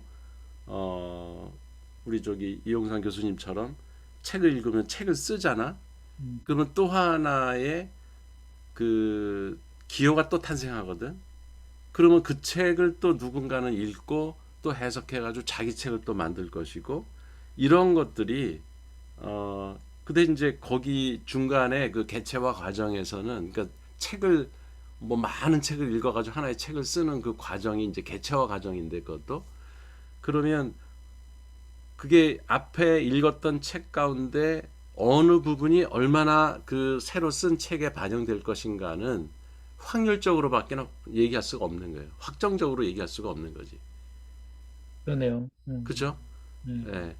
그래서 그게 누구한테 읽히느냐에 따라 아주 심각하게 먼저 읽은 책을 반영해가지고 내가 새 책을 쓸 수가 있고 그냥 가볍게 그걸 그냥 참조만 하고 그 중에 이제 일부만 내가 그 이해를 해가지고 내가 새 책을 또 쓸 수가 있고 이런 것들이 영화에서도 계속 똑같다 이거지. 영화를 작품 하나 만들면 그게 그걸로 끝이 아니라 그 영화를 보고 또 다른 사람은 또 영화 제작할 거라고 시나리오 작가를 쓰고 그러면 그런 것들이 쫙 이렇게 확산이 되면 한 시대의 영화 조류가 생기겠지. 음, 지금 그 얘기하는 거예요. 그러네요. 아, 네. 그러니까 결국은 시대적인 어떤 그 공감? 아니면 그 시대적인 동의? 이런 부분을 만들어가는 과정. 음. 그게 그러니까 지금 확률적으로 이제 일어나는 거죠. 영화를 지금 설명하는 거잖아. 시네마 1하고 2의 이제 큰 차이는 뭐냐면 시네마 1에서는 인간이 한 사람이 두뇌 속에서 그 시네마 스크린이 뇌잖아. 네네. 그러니까 마치 뇌에서 우리가 외부 감각이 어떤 자극이 들어오면은 지각을 해서 내가 행동으로 이어지는 음, 그거만 얘기한 게 앞에 행동 이미지야. 그렇죠. 운동 이미지라는 게 그거라고. 음, 그까지인데 이제는 그거를 한 단계 위로 넘어가면 개인들의 차원을 넘어서서 많은 사람들이 영화를 보고 또 영화를 제작하는 사람들도 다수일 테고 그 그러면은 그 사람들 머릿속에 있는 그 뭐야 잠재태라고 하는 것이 다 그 잠재태라는 게 내가 혼자 만들어낸 게 아니잖아. 그렇죠. 이게 과거의 기억들이라고 다른 사람들이 만들어냈던 것들 내가 본 영화의 기억도 있을 거고 소설 본 기억도 있을 거고 이게 막 섞여 있는 게 내 기억이거든. 그 잠재태라고. 이게 이제 현실화되면서 내가 한 영화를 볼 때는 그 거기에서 또 이제 나는 해석체 역할을 하겠지. 영화를 보고 나는 나름대로 내가 이해한 측면을 누구한테 얘기도 하고 또 그걸 갖고 내가 시나리오 작가를 쓸 수가 있고 영화도 만들 수가 있고 그러면서 이제 시간 이미지가 생긴다는 거예요. 음, 그러니까 영화의 역사가 발전을 하고 그 같이 공존하는 시대의 사상, 문화에 어떤 영향을 미치기도 하고 그런 차원으로 이게 한 단계 올라간다. 영화라는 것이. 그래서 시간 이미지는 운동 이미지는 개인에 국한되지만 시간 이미지는 영화의 역사를 형성하고 영화의 조류를 형성하고 한 시대의 역사의 흐름을 바꿀 수도 있는 거고. 야, 근데 교수님, 전 그거 보면서 지금 우리 회사가 이제 조직, 조직 그 문화나 뭐 그 지식 경영이라는 표현이 쓰잖아요. 네. 사실 그 저는 지식 경영이 그 중요할까라는 생각을 예전에 좀 했었어요. 왜냐하면 대부분이 누구냐 그 CEO의 그 역량을 따라간단 말이에요. 근데 굳이 지식 경영이 왜 필요하지? CEO가 그냥 시키면 되지. 근데 제가 10년의 기업을 경험하면서 느낀 바가 뭐냐면 어, 한 사람의 기억으로 기업의 그 역량을 높일 수가 없어요. 당연하지. 여러 사람이 공유된 기억. 아까 지금 되게 멋진 표현이에요. 여러 사람이 공유한 기억이 그 기억이 결국 그 잠재 역량이 돼가지고 음, 한 첨점에 기업이 하나의 그거죠. 그 범풀에 현재의 그거를 깊게 쓸 수 있는 힘이 되는 거예요. 그게. 맞아. 그러니까 지금 딱 그 이미지가 딱 그려지면서 아, 기업의 잠재태. 잠재 잠재 그 기억을 공유하고 계속 만드는 게 되게 중요한 경쟁력이구나라는 게 다 확 오네요, 느낌이. 개인 차원에서는 운동 이미지 그것만 작용하는 거예요. 그러네요. 예, 근데 이게 집단으로 올라가서 정신 개체화가 일어나고 집단 개체화가 일어나면 그때는 시간 이미지가 작동하는 멋있네요, 표현. 거예요. 예, 근데 이거 표현 되게 멋있어요. 이거 기억해야 될 것 같아. 경험하지 않은 기억. 그게 오면, 이 여럿이 공유하는 기억. 세계의 기억. 멋있다. 예. 저는 그냥 이제 거의 끝날 것 같아서 제가 그냥 들은 건데, 아니, 아까 우리 박찬 대표, 강 교수님 얘기한, 그 아까 그, 저희 조직에서 지식 경영이라고 그랬나요? 네. 이제, 그리고 오늘 제가 뭐, 정말 저는 새로운 거라서 잘 모르겠는데, 저희들 이제는 아까 이런 해석들을 조금 문화 인류학적으로 해석을 하는 편이에요. 이렇게 네. 기호라 이런 것들을. 그래서 아까 아, 박전 대표 맨 마지막에 예를 들면 기업에서의 지식 경영이나 이런 것들은 이제 어떻게 저희들을 조금 해석했냐면 기업에서의 부장과 사장은 타문화권이에요. 문화가 같지 않아요. 그러니까 그렇죠. 박주환 대표가 경험한 지식 네. 문화인류학은 하고 일반 회사원 그 직급이 나는 사람들은 문화권이 다른 거예요. 아, 타문화권이에요. 그러니까 이 타문화권을 어떻게 같은 문화권으로 만드느냐가 그게 이제 쟁점이거든요. 그렇죠. 그러니까 박주환 대표 같은 사람으로 같이 만들어가는 게 조직이 이제 커가는 건데, 그러니까 그 타문화권을 처음에는 인정을 해야 돼. 똑같다고 생각하면 이제 그때부터 이제 갈등이 일어나는 거예요. 그렇죠. 그- 저도 고장에서 왔는데요. 그러니까 아니 이제 예를 들면 그 박주환 대표 우리 교회에서 부목사님하고 목사님은 문화권이 다른 사람, 타문화권의 사람이에요. 아, 부목사님일 때 교회를 보는 눈하고 목사님일 때는 보이는 게 달라요. 언어도 다르고 느낌이 와요. 아까 강 교수님 얘기하셨던 그 기호에 대한 거를 느낌이 달라진다고. 아, 타문화권이라 보통 그래서 리더십 이론에서도 그 리더하고 리더 아닌 사람은 문화권이 다르다고 저희들은 표현하거든요. 그러니까 이제 그런 부분들을 이제 지식 경영에서 어떻게 동질화 시키느냐가 이제 하나의 그런 이제 숙제죠. 음, 그래서 이제 교육을 하게 되고 동기부여를 하게 되고 체험을 하게 해주는 거잖아요. 리더가 경험한 거를 조직에 있는 구성원들도 같이 체험하게 해주는 거예요.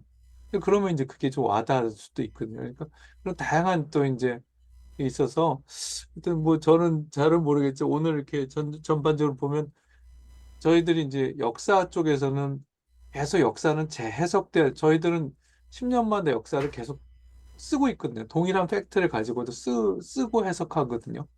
그래서 지금 강 교수님 말씀하신 지금 기호를 아까 현실과 잠재라든가 이런 부분들이 조금은 제가 이 공부하는 거하고 좀 와닿고 마지막에 박 대표가 얘기했던 그 지식경이라는 거는 그 아주 저도 뭐 대학에 있다 보니까 늘 느끼는 그 타문화권 사람들과의 교류를 어떻게 해야 되느냐.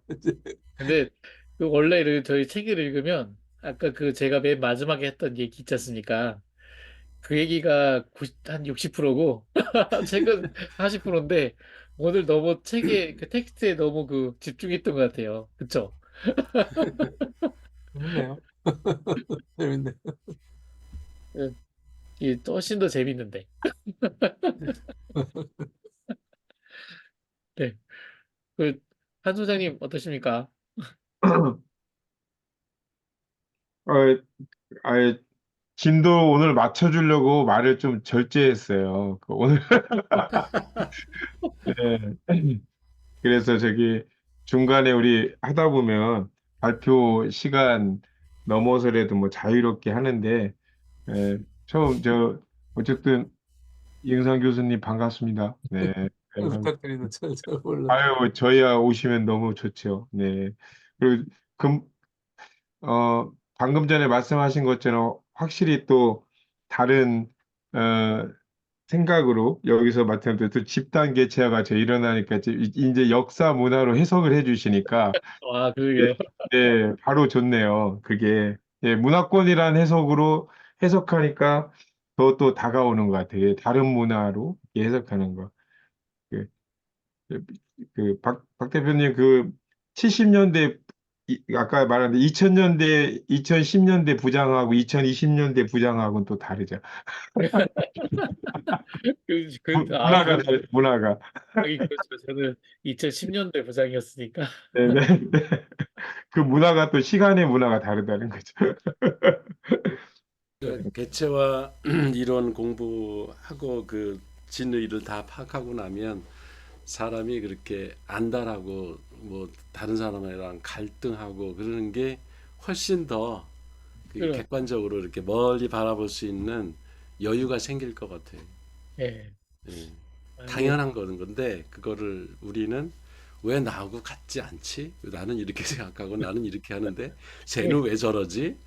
그러니까 그러니까 그러면 계속 그 뭐야 그 배신 당하기도 하고 그 사람에 대해서 오해하면서 갈등이 생기고 그런 것들이 알고 나면은 그게 원래 본질인데 원래 그런 건데 이렇게 이제 이해가 되는 거지. 그러니까 사실은 동일성의 원리에 의해서 저와 같은 사람으로 수렴해야 되는데, 음, 사실은, 현실은, 잠재는 발산하고 있는 거죠, 이렇게. 맞아요.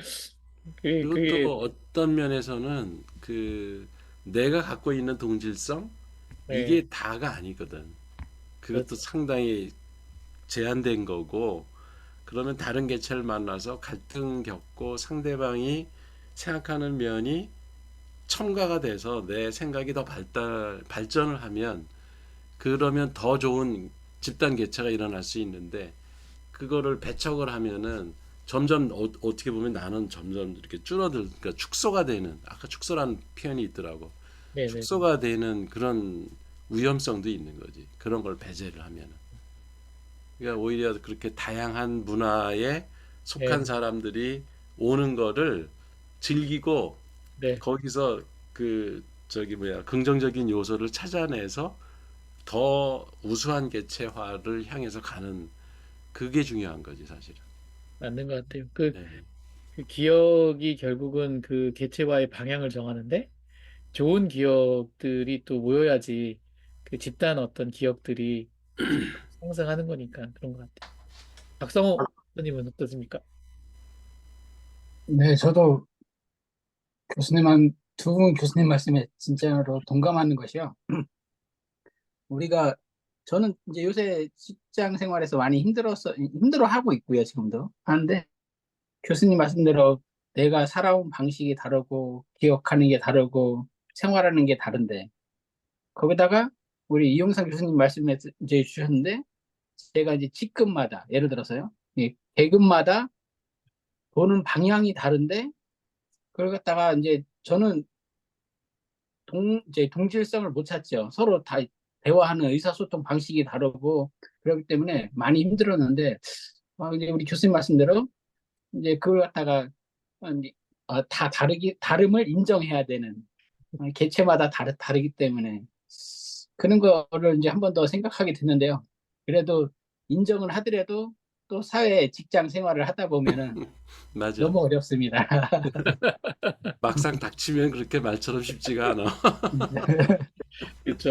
여러 가지가 막 주마간산처럼 지나가죠. 음, 근데 아까 우리 박 대표님 얘기했을 때 그 악센트 예, 그 저기 악센트가 규정하기 좀 어렵다는데 이제 나는 오히려 거기서 또 계속 생각을 하게 된 게 다른 거하고 또 연결하면 또 언어가 틀려서 말을 못 했는데 어 어쨌든 분명한 건 그 악센트라는 것이 그 우리 그 심홍동에서 얘기한 것처럼 어쨌든 또 미분의 꼭지점, 척점, 뭐 어떤 분화되는 시점. 근데 이게 모든 게 다 아까 우연성이라고 내가 표현하기도 했지만 그 우리 삶에 이렇게 돌연적으로 이렇게 갑자기 오는 것들, 갑자기 오는 만남, 나하고 다른 만남, 다른 관계 이런 것들이 강한 이미지로 온다는 건 확실한 것 같아요. 아, 맞아요.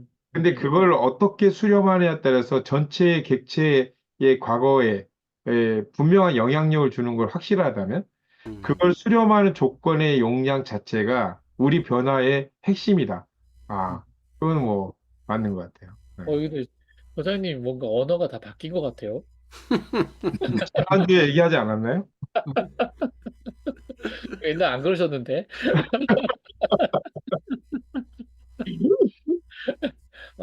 멋있어요. 감동했어요, 방금. 아, 예. 네, 우리 이용상 선생님 또 한번 더 해주시고, 강 교수님 말씀하시고 끝내시죠.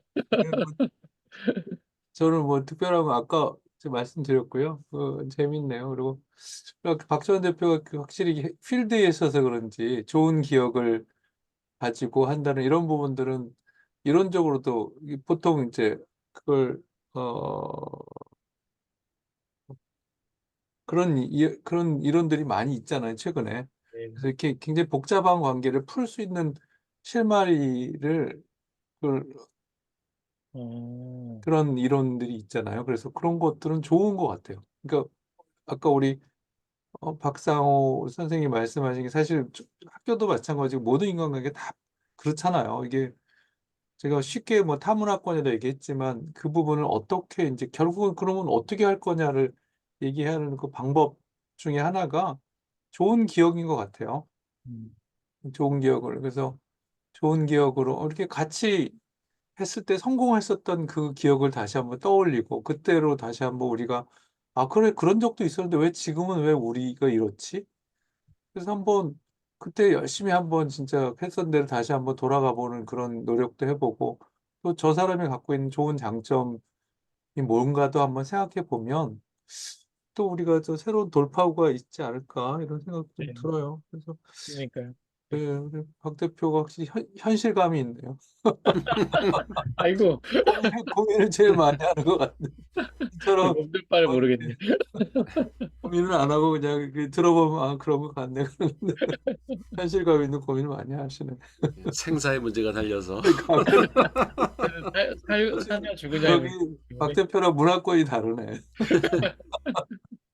그래서 저희 공부하고 그 바로 그 자원으로 쓰는 사람이 그 박 대표입니다. 그럴 것 같은데 이거 보니까 많은 걸 여기 네, 고민한 만큼 얻어가는 거니까요. 좋네요. 됩니다. 예, 네, 그러면 예, 고생하셨습니다. 그럼 이용상 교수님 그 함선 선생님 그 제가 그 연락처 드릴 테니까 그 카톡에 좀 초대 좀 해주십시오. 네, 네, 지금 하겠습니다. 네, 네, 반갑습니다. 예, 수고하셨습니다. 예, 수고하셨습니다. 예, 감사합니다. 다음 주에 뵙겠습니다. 네. 고맙습니다. 감사합니다.